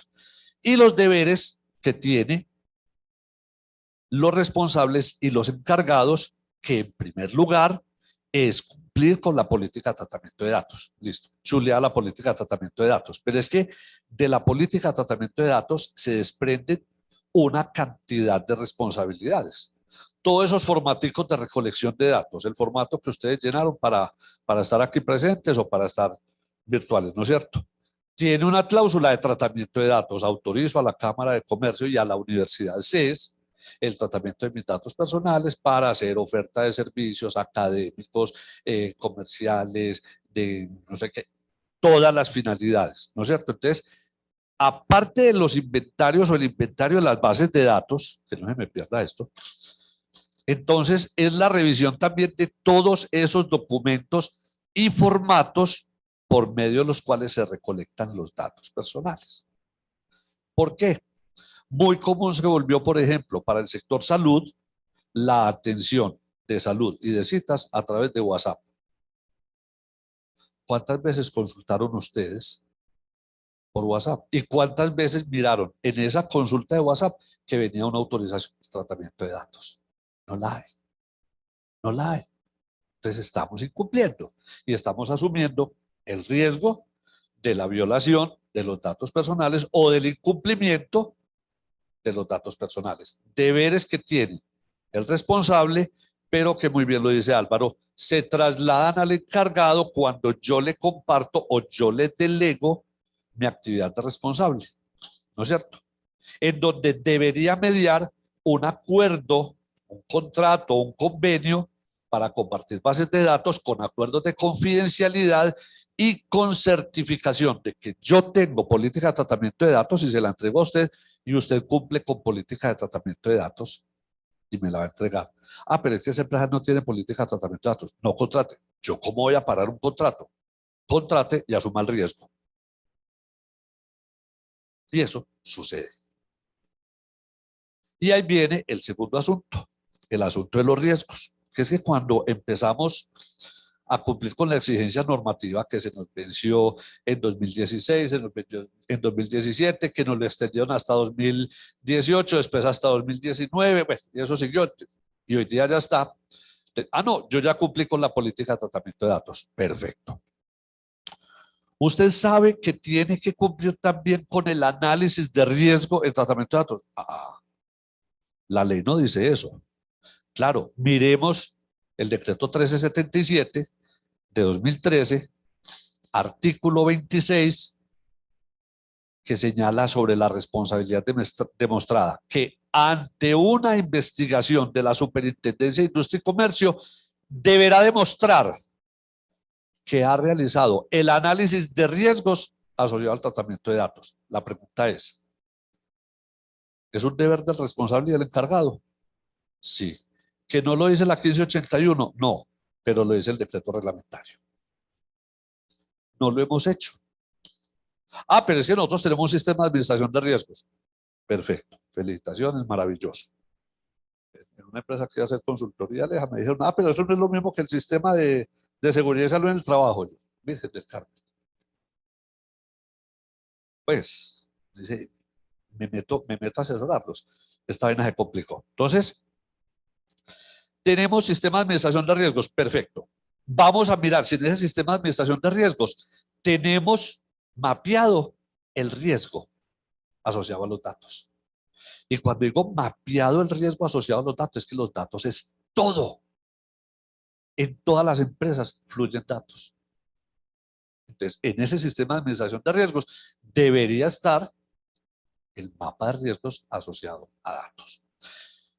Y el tercer asunto es que ese mismo artículo 26, no se les olvide, del decreto 1377, señala que en la respuesta el responsable o el encargado investigado deberá indicar y suministrar las políticas de seguridad sobre el tratamiento de datos. La pregunta ¿es un deber o no? ¿La tiene la 1581? No, pero lo tiene el 1377. Y además, si es obligado al Registro Nacional de Base de Datos, que me imagino que muchos de ustedes están obligados, cuando van al Registro Nacional de Base de Datos pasan por el primer capítulo, datos generales, datos especiales y después medidas de seguridad. Y empiezan las preguntas. Cuenta con auditoría, cuenta con sistema de control de contraseña, cuenta con seguridad en el mantenimiento, cuenta con seguridad en la entrada y la salida de los datos, etcétera, etcétera, etcétera. ¿Y qué hacemos? ¿Nos llenamos los campos? ¿O se llenan sin tener lo que es peor? ¿Qué es mejor? Dejarlos llenar para que la superintendencia le abra una investigación previa, no sancionatoria, donde le dice, mire, entramos a su Registro Nacional de Base de Datos y encontramos que en las medidas de seguridad usted no tiene nada.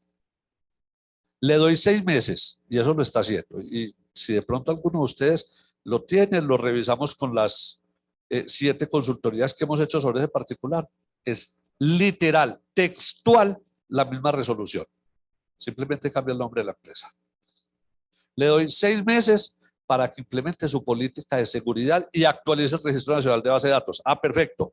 Llaman a Álvaro y le dicen, Álvaro, necesitamos montar política de seguridad de la información. Y Álvaro lo primero que les dice es, primero tenemos que hacer el levantamiento de riesgos y hacer el mapa de riesgos. Ah, pero ¿cómo así me vas a salir más costoso? Porque te estoy contratando por una cosa, pero me estás exigiendo 2. Yo no puedo montar políticas de seguridad de la información sin tener mapeado los riesgos. ¿A qué le voy a poner seguridad de la información? ¿A qué? Yo necesito mapear el riesgo laboral, el riesgo del lado de activos y financiación del terrorismo, el riesgo cibernético, el riesgo de la entrada aquí, el riesgo físico, reputacional, absolutamente todo. Construir una política, entrar al Registro Nacional de Base de Datos y empezar a hacer clic, clic, clic, clic, clic. Así que esos deberes que lo teníamos como 1, se nos convirtió en 3. La política y todo lo que está asociado a la política, los riesgos asociados al tratamiento de datos y la seguridad de la información asociada al tratamiento de datos. Una cuñita. No soy proveedor de Netflix ni nada de eso, pero si ustedes quieren acercarse un poquitico a esto, hay actualmente una serie en Netflix que se llama Woo Jung-ho, una abogada especial, de pronto algunos ya lo han visto, una serie coreana. El capítulo 15 y el capítulo 16 es un ciberataque. A una empresa le implantan un ransomware, le roban la base de datos del 80% de la población de Corea. O sea, eso es nada. Y a partir de ahí inicia un asunto sobre violación de datos personales. Vean, bacanísimo y se van a acordar de nosotros. Gracias, Diego. Bueno, ya vamos a empezar con las preguntas para que nos quede tiempo. Tenemos varias en la plataforma, queremos empezar con ustedes en el auditorio. Lili, perdón, dale. Dije que esto no se me borrara. Recuerden, por favor, esta es la última cuña, recuerden, por favor, para los que están obligados al cumplimiento del Registro Nacional de Base de Datos, el calendario. Eso debe estar en el radar, ese calendario de cumplimiento. Mensual. Dentro de los 10 primeros días de cada mes se tienen que actualizar el Registro Nacional de Base de Datos si hay cambios sustanciales en las bases de datos, en la política, en las responsabilidades, las obligaciones, etcétera, etcétera. El reporte de reclamos, los 15 primeros días del mes de febrero, los del año anterior, y los 15 primeros días del mes de agosto del semestre anterior. Y los incidentes de seguridad que se nos acaban de vencer, perdón, los reclamos que se nos acaban de vencer y los incidentes de seguridad que se deben reportar dentro de los 15 días siguientes al conocimiento del incidente, pero no solamente decir, oiga, tuve un incidente, sino cuáles son las medidas que tomé sobre el particular y cuáles medidas las que están en la política de seguridad. Y si no tengo política de seguridad, no tengo medidas. Uno de los temas importantes que toma la superintendencia para iniciar la vigilancia o inspecciones a las empresas es para quienes no hacen estos reportes. Esa es como una de las entradas. Y cuando hay reportes que no, para ellos no concuerdan, ellos es la prioridad de ellos para hacer auditorías. Entonces, para que sepan que no cumplirlo es abrir la puerta para que lo visite la superintendencia, la Delegatura de Protección de Datos. Y tienen la potestad de oficio. Así es. No es por una queja, te puede llegar en un momento determinado un requerimiento donde te pide todos los temas de política de protección de datos y los temas de seguridad de la información, porque los dos temas los piden. Yo ya he tenido 2 requerimientos y los 2 los piden. En relación, como nosotros manejamos datos públicos, para las personas a veces es difícil identificar qué es un dato público, pues la cédula de un representante legal o el nombre de un miembro de junta. En razón a eso hemos tenido quejas y la superintendencia nos ha pedido todo, o sea, todo el tema, la buena diligencia, que es lo que hablaba ahorita Diego, que va más allá. Esta es una de las leyes que no solamente por cumplir la norma ahí quedas, tienes que ir más allá, tienes que dar el +1, porque la superintendencia pregunta medidas preventivas. Es realmente un requerimiento, no solamente si cumpliste o no con la norma, sino además qué estás haciendo para evitar que se te genere un incidente de un dato. Eso es muy claro desde el enfoque de la superintendencia. Independiente de la entidad que nos vigile. Somos sector educación, nos vigila el ministerio, también la superintendencia de industria y comercio. Somos sector salud y nos vigila Supersalud, también. En tratamiento de datos la superintendencia tiene el poder absoluto sobre todos los sectores. Bueno, vamos a empezar entonces con las preguntas. ¿Qué preguntas hay en el auditorio?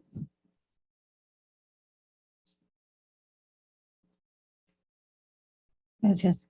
Buenos días. Frente a lo último que decía Diego, el calendario muy importante, me gustaría pues como ampliar como este primer requerimiento de esos mensual, de esos cambios sustanciales, o sea, que cuando hay un cambio sustancial, ¿qué entendemos por cambio sustancial, cierto? Además que por decir algo, yo actualice la política, sea la de seguridad o sea la de protección de datos, ¿qué entenderíamos por un cambio sustancial?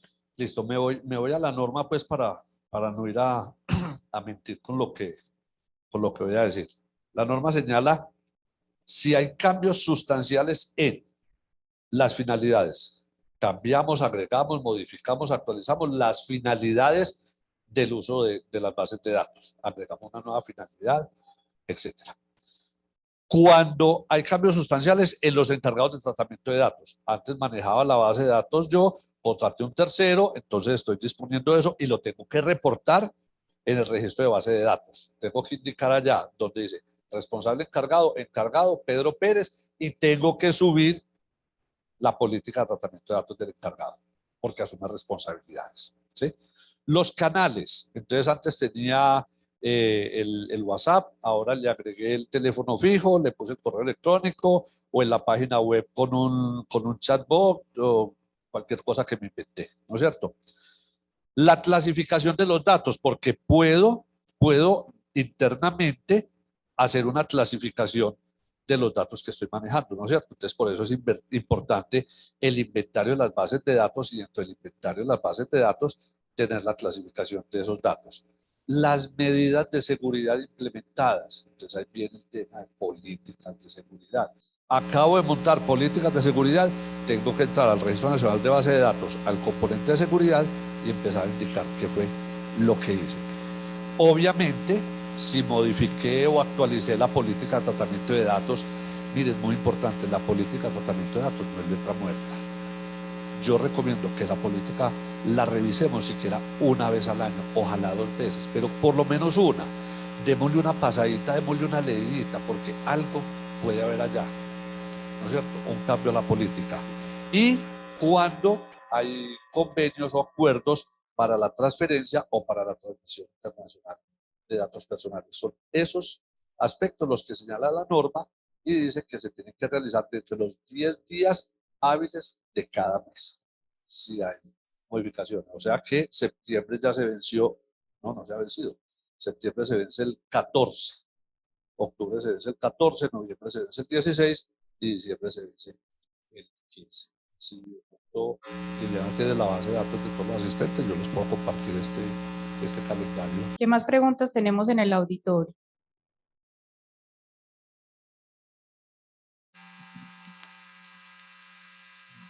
Buenos días. Para don César, una pregunta. ¿Cómo evidencian ustedes el conocimiento del cliente en EPM, pues cuando Medellín tiene o ustedes tienen tantos clientes, ¿cierto? Importantísima la pregunta. Prestación de servicios públicos es un derecho constitucional. Entonces, nosotros no tenemos la obligación de adelantarle diligencia a los clientes residenciales. O sea, porque como es la prestación de un servicio público domiciliario, así usted sea el delincuente condenado a esa instalación, hay que prestarle servicios públicos. Entonces, nosotros los 1.500, el 1,5 millones de clientes residenciales en EPM no se les hace diligencia. No hay la obligación. Por eso les decía yo al principio, hay 3 superintendencias en Colombia que no han expedido circular para que sus sujetos vigilados tengan sistemas de prevención de lavado de activos y financiación del terrorismo. La primera es la Superintendencia de Servicios Públicos Domiciliarios porque prima la prestación del servicio público. Entonces, ¿yo a quién le hago? Yo no, EPM, ¿a quién le hace diligencia? A los grandes clientes de energía, a los grandes clientes de gas. La Superintendencia de Industria y Comercio no expide norma porque por los temas del alcance de ella. Y la Superintendencia de Subsidio Familiar no ha expedido circular, pero sí ha expedido una recomendando que que las empresas vigiladas por ellos tuvieran sistemas de prevención de riesgos asociados al lavado de activos y financiación del terrorismo. Lo que pasa es que muchas de las cajas de compensación familiar tienen IPS, y como tienen IPS, esas IPS están obligadas por la circular 6 o 9 de Supersalud. Entonces ya lo que hacen es que amplían su sistema de prevención a todos los servicios. Confama, en Bogotá, CAFAM, tienen sus sistemas de prevención de lavado de activos y financiación del terrorismo. La recomendación que yo hago siempre, vea, es que así usted no tenga la obligación, el riesgo está ahí. Entonces prevenga el riesgo. Muchas gracias. Bueno, vamos a empezar entonces con las preguntas que hemos tenido en plataforma. Hay otra. Gracias, buenos días. Con relación de la protección de datos, 2 inquietudes. La primera, con el avance informático, tecnológico, internet, cualquier movimiento, actividad que quieras hacer, te dice, aceptar política de datos, pero no te da la opción de no aceptarla. Y te obliga, si no la aceptas, no puedes hacer la actividad que quieras hacer. Qué sé yo, no estoy pues seguro, pero pagar los servicios públicos, los voy a pagar, o no aceptas la política o no puedes pagar, no puedes sustentarlo y tenés que irte para un banco, por ejemplo. Entonces, ¿qué tan legal es? Te obligo a aceptarla, si no, no puedes continuar en este proceso. Pues, o sea, una cosa es que yo la conozca, la lea, lo que quiera, pero igual no se la acepto. Pues no existe esa opción. Y la segunda, entras a un banco, aquí hay cámaras, por el evento de lo social, listo, la cámara puede ser como un accesorio de seguridad, de vigilancia, de monitoreo y control, pero ¿qué tan legal es que a nivel interno empresarial se utilice la cámara para vigilar las actividades de los empleados, pues como a nivel de seguimiento de qué haces? Le voy a tomar un momentico la palabra a Diego para responderte, para que ya él, siempre que llegues a un lugar donde está monitoreado, siempre debe haber una política de videovigilancia. Y eso tiene que estar claramente, si tú vas a la parte del lobby de nosotros, encontrarás la señalización. Siempre tiene que estar. Hay lugares donde no podrás vigilar, los baños, por ejemplo, porque ya eso se afectará. Pero efectivamente, las cámaras de videovigilancia están permitidas, pero tú tienes que expresarle o tienes que informarle a las personas que efectivamente los estás vigilando desde lo que estás diciendo acá. Y hay un tema importante, y es que quiero que vayan a una sanción que tuvo la superintendencia que sancionó el Éxito, porque digamos, generaba lo que tú decías en unos temas de aceptación, que quedaba marcado el sí cuando tú tenías las dos opciones, sí o no, ¿cierto? Entonces, ahí es súper importante cuando nos llaman a los abogados a hacer los términos y condiciones en esas páginas, que no podemos sugerir respuesta. La respuesta del sí no puede quedar marcado. Es decir, si tú encuentras que hay una sugerencia de sí en una página, perfectamente puedes hacer una queja a la superintendencia y la superintendencia hará la investigación, porque no puede estar marcado.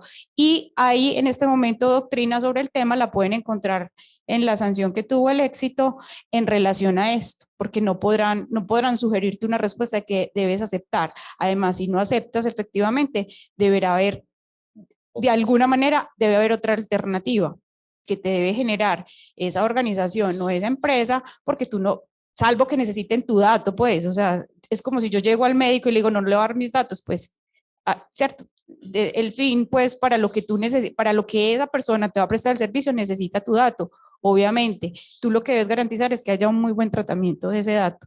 Entonces, desde la experiencia que tenemos nosotros en Cámara, cuando hacemos todos los términos y condiciones, que los hacemos en compañía de las áreas de comunicaciones, ahí hay un trabajo en equipo bien importante. ¿Por qué? Porque el abogado puede hacer los términos, pero quien hace la página web o quien está en comunicaciones puede generar las aceptaciones y eso también lo tiene que vigilar el abogado. O sea, vayan al proceso de cómo montan esos términos y vayan al final, cuando queden montados van y los leen y miren al final cómo queda, porque muchas veces el abogado omite la instrucción desde estos, digamos, desde estas doctrinas, terminan sancionando y el abogado dice, yo no me enteré. Hagan el seguimiento hasta el final para que todo ese tema no lleguemos a lo que usted nos decía, que generamos sugerencias de respuesta o limitamos al cliente por un dato que no necesitamos y que le estamos pidiendo y le estamos negando el acceso. Adelante, dale. Tiene que ver también el tema de privacidad por diseño. Es decir, que en el producto que está desarrollando, esa funcionalidad quede probada. Correcto. Como un requisito de privacidad y ciberseguridad. Okay. Sí, el concepto de privacidad por diseño es prácticamente desde el producto cuando nace, en temas de desarrollo, por ejemplo, se apliquen todos esos términos en la funcionalidad, lo que decías, que no quede el chulo puesto, sino que se apliquen esos requisitos propios de la privacidad en producto, como si fuera una especie como de QA o de gestión de calidad de ese producto cuando lo vamos a terminar. Entonces, ese tema de privacidad por diseño es un criterio de pruebas muy importante que en conjunto con las áreas jurídicas se van configurando requisitos de privacidad y seguridad en producto. Y esos temas los determinas vos, por ejemplo, como un requisito de privacidad. Ahí vemos el ejemplo de por qué ese es el mejor de por qué necesitamos a 3 personajes. El técnico es el que te desarrolla. El de seguridad de la información experto, que es el que te dice que aplica el principio. Que aplica el principio y te dice, ojo, por privacidad, técnicamente, esto tiene que quedar así, así. Y el abogado que te dice, por norma, no podemos generar sugerencias, ¿cierto? Entonces miren que hay 2 técnicos, el de privacidad que aplica el principio que Álvaro nos estaba diciendo, el técnico que no conoce simplemente desarrolla, y el que le va diciendo dónde pone cada cosa y el abogado al final el que valida que cumpla con la normatividad. Entonces miren que todo va encajando, como todo va teniendo un sentido en por qué tengo estos 3 personajes. Hay una normatividad, por ejemplo, que en temas de servicios, a todas las entidades del Estado de los que prestamos servicios, funciones públicas delegadas a los particulares, ya este principio nos aplica. Entonces no es solamente el que desarrolla, sino el que está de seguridad de la información, vigilando que lo haga bajo criterios de privacidad. ¿Sí? Entonces miren qué tan importante es ese tema. Allá hay otra pregunta. Sumado a eso, la plataforma o el sistema o la solicitud debe permitir 2 opciones. La autorización o aceptación parcial, porque yo puedo aceptar unas y otras no. O el retracto o la revocatoria del tratamiento de datos. Yo le cuento una anécdota con la Universidad de Medellín, que es mi universidad. Cuando hicimos todo el tema de tratamiento de datos, en esos ejercicios, yo siempre empiezo enviando un correo haciendo la solicitud, que me digan mis datos y qué hacen con ellos, ¿no es cierto? Luego de que me dan la respuesta, demoraron casi 2 meses, ojo, les mandé un correo diciéndoles, señor Universidad de Medellín, porque yo recibía correos 50.000 al día. Señora Universidad de Medellín, revoco la autorización de tratamiento de datos para cualquier situación, excepto para la invitación a la fiesta del egresado. Así sea a punta de guaro, recuperamos la plática. Pues a mí, hasta el año pasado, que este año volví a ser docente en la Universidad de Medellín, hasta el año pasado solo me llegaba un correo al año, el de la fiesta del egresado, porque se tiene que dar esa opción. De lo contrario, entonces se están vulnerando esos principios, el de privacidad por diseño y el de la protección de datos de acuerdo a la autorización que se da.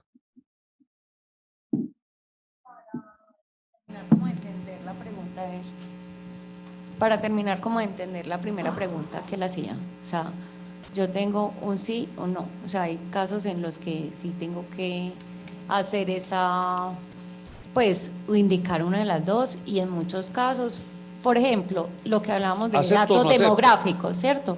En una empresa con el personal de talento humano, o sea, yo requiero esa información para poder generar estrategias hacia mi personal, ¿cierto? Entonces ahí, pues yo requiero un sí. Pero ¿sí? te puedo decir que no. Sí, entonces puede, ahí...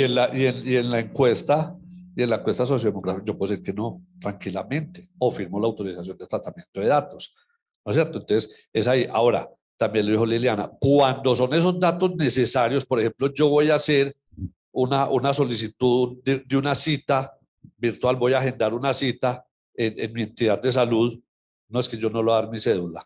¿Cómo lo vamos a atender? ¿Cómo vamos a mirar su historia clínica? Y ahora que vamos con el tema de historia clínica única e interoperada, ¿no es cierto? No le doy mi nombre, no le doy un teléfono de localización. Ahora, a mí muchas veces me preguntan algo, a mí todavía me preguntan, teléfono residencia. Yo creo que hace 20 años yo no tengo teléfono en mi casa. Y es dato obligatorio, les pongo el celular. O espere, yo voy a EPM, le digo a César, ayúdame pues con una línea telefónica, a UNE, ayúdame ahí con una línea telefónica urgente porque tengo que llenar este dato porque la base de datos me lo exige. ¿Cierto? Hay datos que son necesarios y que son obviamente obligatorios para la prestación del servicio, otros que no. Esos que no son los que no me pueden obligar a suministrar.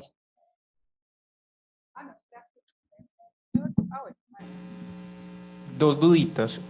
A propósito del tema de ciberseguridad, o por lo menos del tratamiento de datos a nivel de Internet, con la implementación de ventanillas únicas por parte del Estado, en la experiencia podemos identificar que ellos usan cookies. El uso de cookies y la necesidad de una política de cookies en esas ventanillas únicas no se observa. Y una de las cookies, uno sabe que hay unas cookies que son necesarias y otras que son las que miden ese nivel de concurrencia a esas páginas. Entonces, ahí me entra la primera pregunta. Hay un deber entonces por parte del Estado de ponernos de presente esas políticas de cookies, permitirnos en los botones, en esos avisos, el sí, el no, directamente, porque uno también puede ver que nos dicen, existe política de cookies, y nos dice, continúe, o ver política de cookies, y en la política configurar cookies y quitar los permisos para ciertas cookies. En ese aviso debo colocar la opción de sí o no, o es preferible lo que están implementando, no sé, para efectos de analizar la concurrencia de la página, dentro de la política permitir la configuración y quitar ciertos permisos. Esa es la primera pregunta. Segunda pregunta, a propósito del tratamiento de datos en cuanto a... Se me pasa. Bueno, resolvamos primero se me fue la paloma.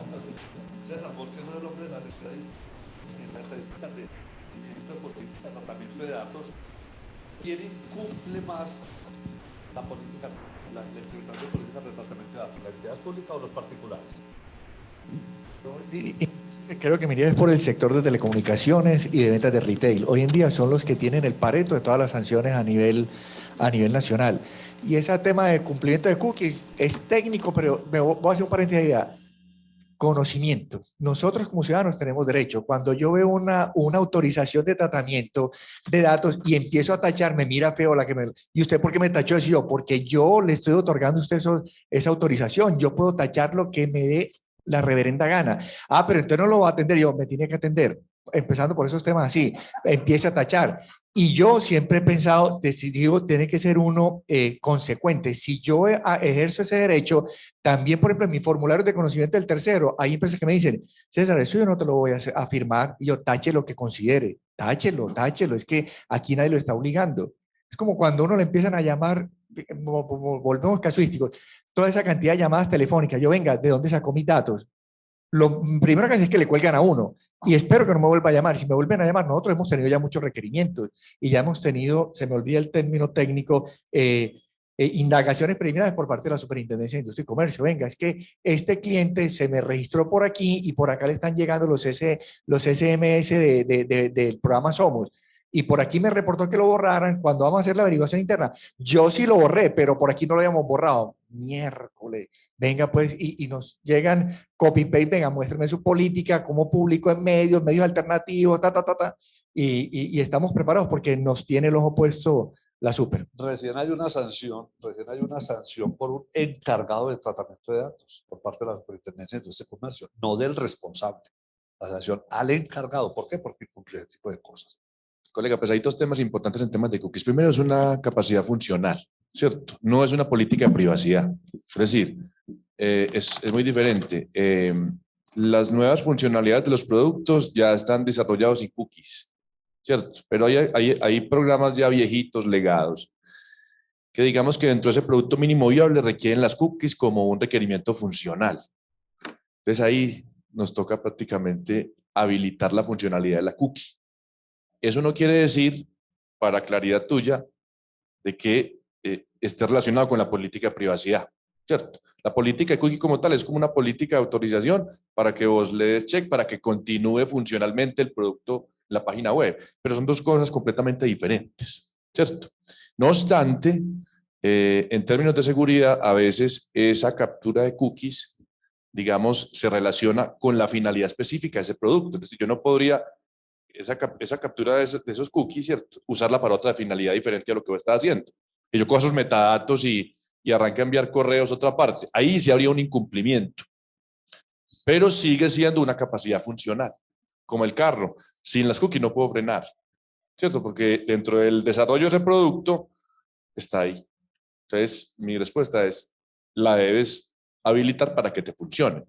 Pero si esos metadatos son configurados por una violación de datos personales, sí habría un incumplimiento. No sé si respondí tu pregunta. ¿Se tienen que aceptar o no se tienen que aceptar? ¿Se tienen que habilitar para aceptar o no aceptar?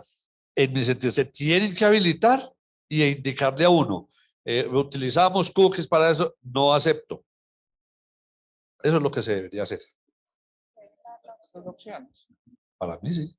Para no caer en lo que dicen ustedes del diseño, de la... Hay una ausencia de privacidad por diseño. Ajá, exacto. Sí, partamos de esa premisa. Deben existir entonces las dos opciones, aceptar y no aceptar, y no remitir a la política, porque muchas páginas hacen eso, o sea, aceptar y continuar. Y le da ver política, y en la política ya está la opción de configurar las cookies y no aceptar ciertas cookies, porque hay unas que son analíticas, estrictamente necesarias, y otras para mailing y otras que son diferentes para el correcto funcionamiento de la página.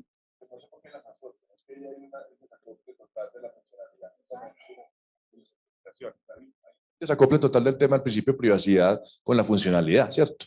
Entonces, habilitarlas, o sea, yo las habilito porque las necesito funcionalmente para ver contenido, exactamente, no más.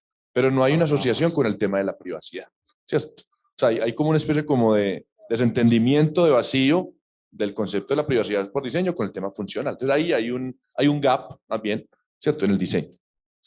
Pero pues las tendríamos que aceptar.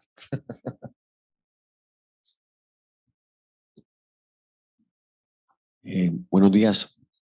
Yo tengo dos preguntas. Si hay un software como para esas artificial de cumplimiento, como que ya tengo un levantamiento sencillo y económico, Y pues me estoy apasionando mucho por el tema de la valoración, o sea, valorar los ahorros, valorar los temas. Me gustaría conocer si las compañías de ustedes o en los casos, cómo están valorando, si esto se paga, digamos, eso no es rentable, es por cumplir la ley o, claro, lo tenemos súper valorado y los ahorros que generamos son de tanto, si hay esa mecánica y disciplina. Y si algún libro o material me recomiendan para mejorar esos modelos de valoración. Gracias. Vamos, más que de valoración, le voy a hablar de las ventajas de contar con estos sistemas. Por ejemplo, nosotros como organización multinacional somos sujetos a créditos del Banco Interamericano de Desarrollo y el Banco Mundial. Cuando el Banco Interamericano de Desarrollo nos va a hacer un empréstito, un crédito, nos hace una debida diligencia a nosotros como clientes de ellos y empiezan a verificar si contamos con un área de cumplimiento, si estamos operando en jurisdicciones que están restringidas o bloqueadas por la OFAC, si hemos detectado casos de fraude, corrupción o soborno, si lo hemos llevado a procesos penales y cuánto hemos recuperado en procesos de recuperación de fluidos. Entonces, por ejemplo, en la línea ética de nosotros, la línea ética de nosotros es un desarrollo in-house para EPM, pero tercerizada para todo el grupo. Cuando yo le puedo decir a la administración que se condenaron 4 contratistas, se desvinculó un trabajador de la organización y que se lograron recuperar 1.500 millones de pesos en defraudación de fluidos, ya yo quedo tranquilo, ya me pagaron el salario y el de mi equipo de trabajo por lo menos 2 años. En ese sentido, cuando llega un banco interamericano y nos dice, usted me puede dar la tranquilidad oficial de cumplimiento de que no tiene relaciones con compañías en tal jurisdicción, en Venezuela, en Crimea, en Costa de Marfil, y yo le puedo poner sí, eso vale oro. Eso vale oro porque las tasas a los que nos están prestando son mucho más flexibles. Cuando me pregunta el Banco Mundial, estoy hablando de acuerdo con la experiencia del tamaño de nuestra organización, cuando nos pregunta el Banco Mundial, cuando nos pregunta, ¿usted tiene contratos con algunas de las empresas catalogadas o designadas como corruptas por esta entidad de banca multilateral? Le puedo decir, ninguna. Eso nos da esa tranquilidad de poder acceder a esos créditos mucho más económicos. Valorar esto es bien complejo. Les decía que le iba a soltar una perla. Nosotros estamos en este momento en la construcción de un modelo de gestión integral de riesgos, de la adquisición de una herramienta de software. Hay una propuesta, hay como 3 proponentes en este momento, donde estamos la herramienta nos va a entregar todo el levantamiento de un normograma. Normograma porque al área de cumplimiento le pensamos ampliar su alcance en el cumplimiento normativo. Y no porque nosotros seamos los policías, porque el responsable del cumplimiento en temas tributarios es el área de impuestos, pero nosotros desde la solución que vamos a adquirir vamos a tener todo ese monitoreo de esas herramientas. Un miembro de junta, nosotros tenemos en nuestra junta directiva un ex superintendente de Industria y Comercio que persiguió mucho la cartelización.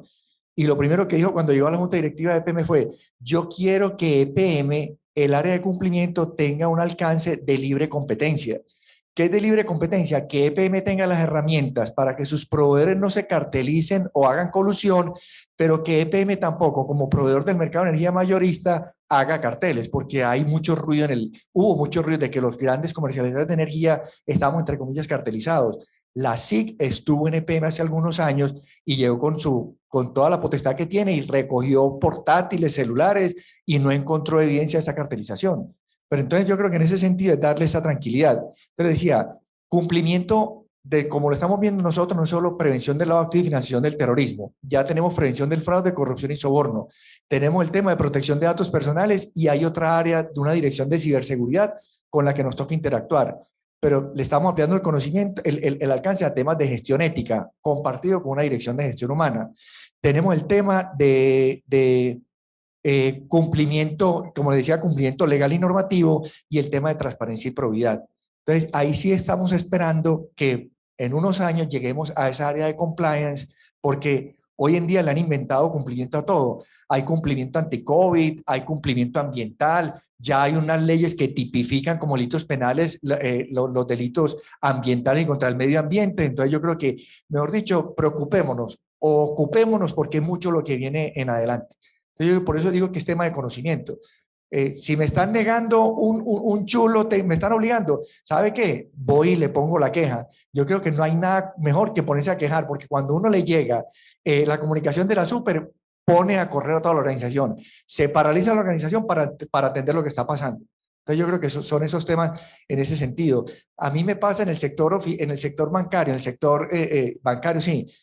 Llegan, usted es empleado público, usted es PEP. Y yo soy PEP. Claro, usted es el jefe de la unidad de cumplimiento. es que usted tiene que marcarme aquí como PEP y darme la información de toda su familia. Y yo, vea, primero conozca, yo no soy PEP, yo soy un empleado público, puedo tener un cargo directivo, pero los PEP para EPM son este y este, y me provoca regañar la gente. Les digo, nosotros pertenecemos, aquí hay algunas personas que pertenecemos al Comité Empresarial de Cumplimiento Colombiano, y en estos días pueden dar testimonio, les puse un chat, les dije, vea, me está pidiendo un oficial de cumplimiento del sector oficial que le envíe los beneficiarios finales del municipio de Medellín, que cuál es la composición societaria del municipio de Medellín. Se me salió el profesor regañón. Cogí Constitución, artículo 311, cómo está organizado Colombia, los municipios. Diga, el municipio de Medellín no tiene accionistas, Dios mío, si quiere indague por el 1.700.000 de ciudadanos de aquí de Medellín. El municipio de Medellín no tiene una composición societaria. ¿Cómo se le ocurre preguntarme eso? Le puse, le voy a dar el dato y la cédula del alcalde para que vaya y le pregunte al alcalde que si él es el beneficiario final fungiendo como representante legal. Y hasta ahora no me han respondido porque me están negando la vinculación de EPM, pero hice el ejercicio y lo hice público y le decía a los 40 y pico empresas que pertenecen al Comité de Cumplimiento Empresarial Colombiano, díganme decentemente qué les respondo para no decirle, no decirlo, animal. Bueno, y referente al tema de productos, si hay un producto, colega, que nosotros, no quiero ser pues comercial porque no es la idea, pero hay un producto que nosotros usamos mucho que tiene una modalidad de pago mensual, se llama iSolution. Ese producto permite articular todo el modelo de cumplimiento a nivel de gestión de calidad y te permite definir un modelo de marco normativo y es muy sencillo de usar, muy intuitivo y la licencia es bastante asequible. Entonces eso te podría ayudar a centralizar todo ese marco de cumplimiento en un producto que a veces se vuelve tan complejo administrar eso en unidades compartidas, se vuelve un poco difícil por la trazabilidad justamente de ese modelo de cumplimiento. Y te daría otra idea, de pronto a nivel de gestión de servicios, especialmente en temas, por ejemplo, de gestión de calidad, cuando uno habla en temas de gestión de incidentes, ¿cierto?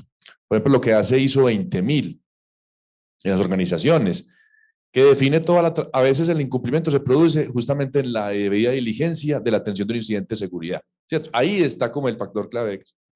Uno recomienda hacer la trazabilidad justamente, ¿cierto? De la atención del incidente, de la identificación, qué pasó, ¿cierto? Cuáles fueron las causas del incidente, y esa debida diligencia te permite centralizarlo, por ejemplo, en una mesa de servicios, un service desk, que todos la tenemos en las compañías, ¿cierto? Entonces, otros productos te podrían ayudar a definir un marco de cumplimiento en materia de protección de datos. ¿Listo? Y sin ser comerciales, yo qué hago, por ejemplo, en las clases en la universidad, necesita consultar terceros en listas, usted puede irse por la consulta manual, es que son todas listas públicas, y a los alumnos les entrego un archivito en Excel, lo más rudimentario, que le diga, si es persona natural, si es persona jurídica, búsquelo aquí, acá. Uno se puede extender en todos los casos como quiera hacerlo. Afuera, y no es la función comercial, tenemos un proveedor de servicios. EPM trabaja con cadena, con firma, y tenemos una ventaja muy grande. Hicimos un contrato no solo para EPM, sino para todas las empresas del grupo. Entonces, por ejemplo, cuando la gente de Check, la gente de DEC, la gente de ESA, la gente del Salvador va a consultar un tercero, confirman y se vea, ese tercero ya lo consultó EPM hace 2 meses, no se gaste la consulta, sino que coja esta consulta. Entonces, hemos ganado mucha sinergia y muchas eficiencias en ese modelo de consulta, porque el mercado es dinámico y nos ofrecen un servicio de monitoreo permanente. Si yo consulté en enero de este año la empresa XYZ, ACME Limitada, para irnos a Disney Plus, y ACME tiene un socio, y ese socio hoy queda designado en una lista OFAC, a mí me llega una notificación inmediatamente. Vean, señores EPM, ustedes en enero consignaron la empresa ACME, que tenía el socio Pedro Pérez. Hoy, 8 de septiembre, estamos a 8, yo estoy en vacaciones, 8 de septiembre. 8 de septiembre, ese señor Pedro Pérez cayó en lista OFAC. Actívese usted internamente, ¿qué tiene que hacer? Yo no voy a ser tan diplomático como Álvaro y César, yo sí voy a hacer la promoción comercial, y para complementar muchos de estos temas de seguridad de la información, seguridad, delitos informáticos, protección de datos, propiedad intelectual, negociación de tecnología, sistemas de gestión de seguridad de la información, resolución de disputas en línea, está la especialización en Derecho Informático y de las Tecnologías de la Facultad de Derecho de la Universidad CES. Inscripciones abiertas. Bueno, vamos a la última pregunta porque tenemos unas preguntas en la web para que no dejemos por fuera a los que están en línea. Adelante. Hola, buenos días. Mi pregunta va asociada sobre la autorización de centrales de riesgos y la autorización de datos personales. ¿Se pueden unir las dos o son dos autorizaciones diferentes para los formularios de las vinculaciones de los terceros? Responder por la experiencia propia. Nosotros las tenemos juntas. Por ejemplo, para tratamiento de datos personales en temas de prevención de lavado y financiación del terrorismo, la ley 1581 exceptúa ese tratamiento. Pero, por ejemplo, yo no hago verificación en temas de prevención de lavado y financiación del terrorismo en bases de datos privadas. Sin embargo, en mi autorización, en la autorización de la organización, está explícito. ¿Por qué? Previendo que más adelante lo vayamos a hacer. Pero si la persona, lo que decía ahora, lo tacha, queda tachado porque no lo hacemos. Pero yo no tendría que pedir, una organización no tiene que pedir autorización para tratamiento de datos personales en temas de prevención de lavado y financiación del terrorismo. En temas de valores de EPM, de transparencia y calidez, lo hacemos como si pidiéramos autorización. Si la persona me la niega, de todas formas lo consulto. ¿Por qué? Porque no tendría que tener la autorización. Pero en ese proceso de conocimiento, este conocimiento no es de nosotros, es de la sociedad, insisto yo siempre. Entonces, por eso lo tenemos junto. Pero, por ejemplo, en la organización hay otra área que es de crédito y cartera. Esa sí pide autorización exclusiva para consultas en Cifin, Experian y todas esas bases de datos financieras. Bueno, entonces tenemos 10 minutos para finalizar. Entonces les pido respuestas muy precisas. Sí, algo así. Alejandra, hay una que yo sé que lo dijiste al inicio, pero no quiero dejar a esta persona que de pronto entró después. ¿A partir de cuántos trabajadores se debe adaptar el sistema de seguridad y salud en el trabajo?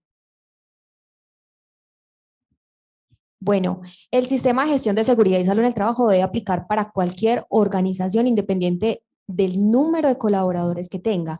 Ya, el número de colaboradores específico y el nivel de riesgo es el que me determina qué profesional va a entrar a hacer el diseño o la implementación, el seguimiento del proceso de seguridad y salud en el trabajo. Gracias, Alejandra. Una pregunta para César.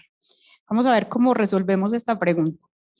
¿Cómo mejorar el tema de la cantidad de normatividad colombiana en materia de LAF y hacerla más amigable a las empresas y a las diferencias entre súper para atender las dudas de las empresas? Actuación gremial. Actuación gremial, acciones colectivas. Por ejemplo, como está el Comité de Cumplimiento Empresarial Colombiano, nosotros tenemos reuniones con la UIAF y en todos los escenarios hemos manifestado esa necesidad.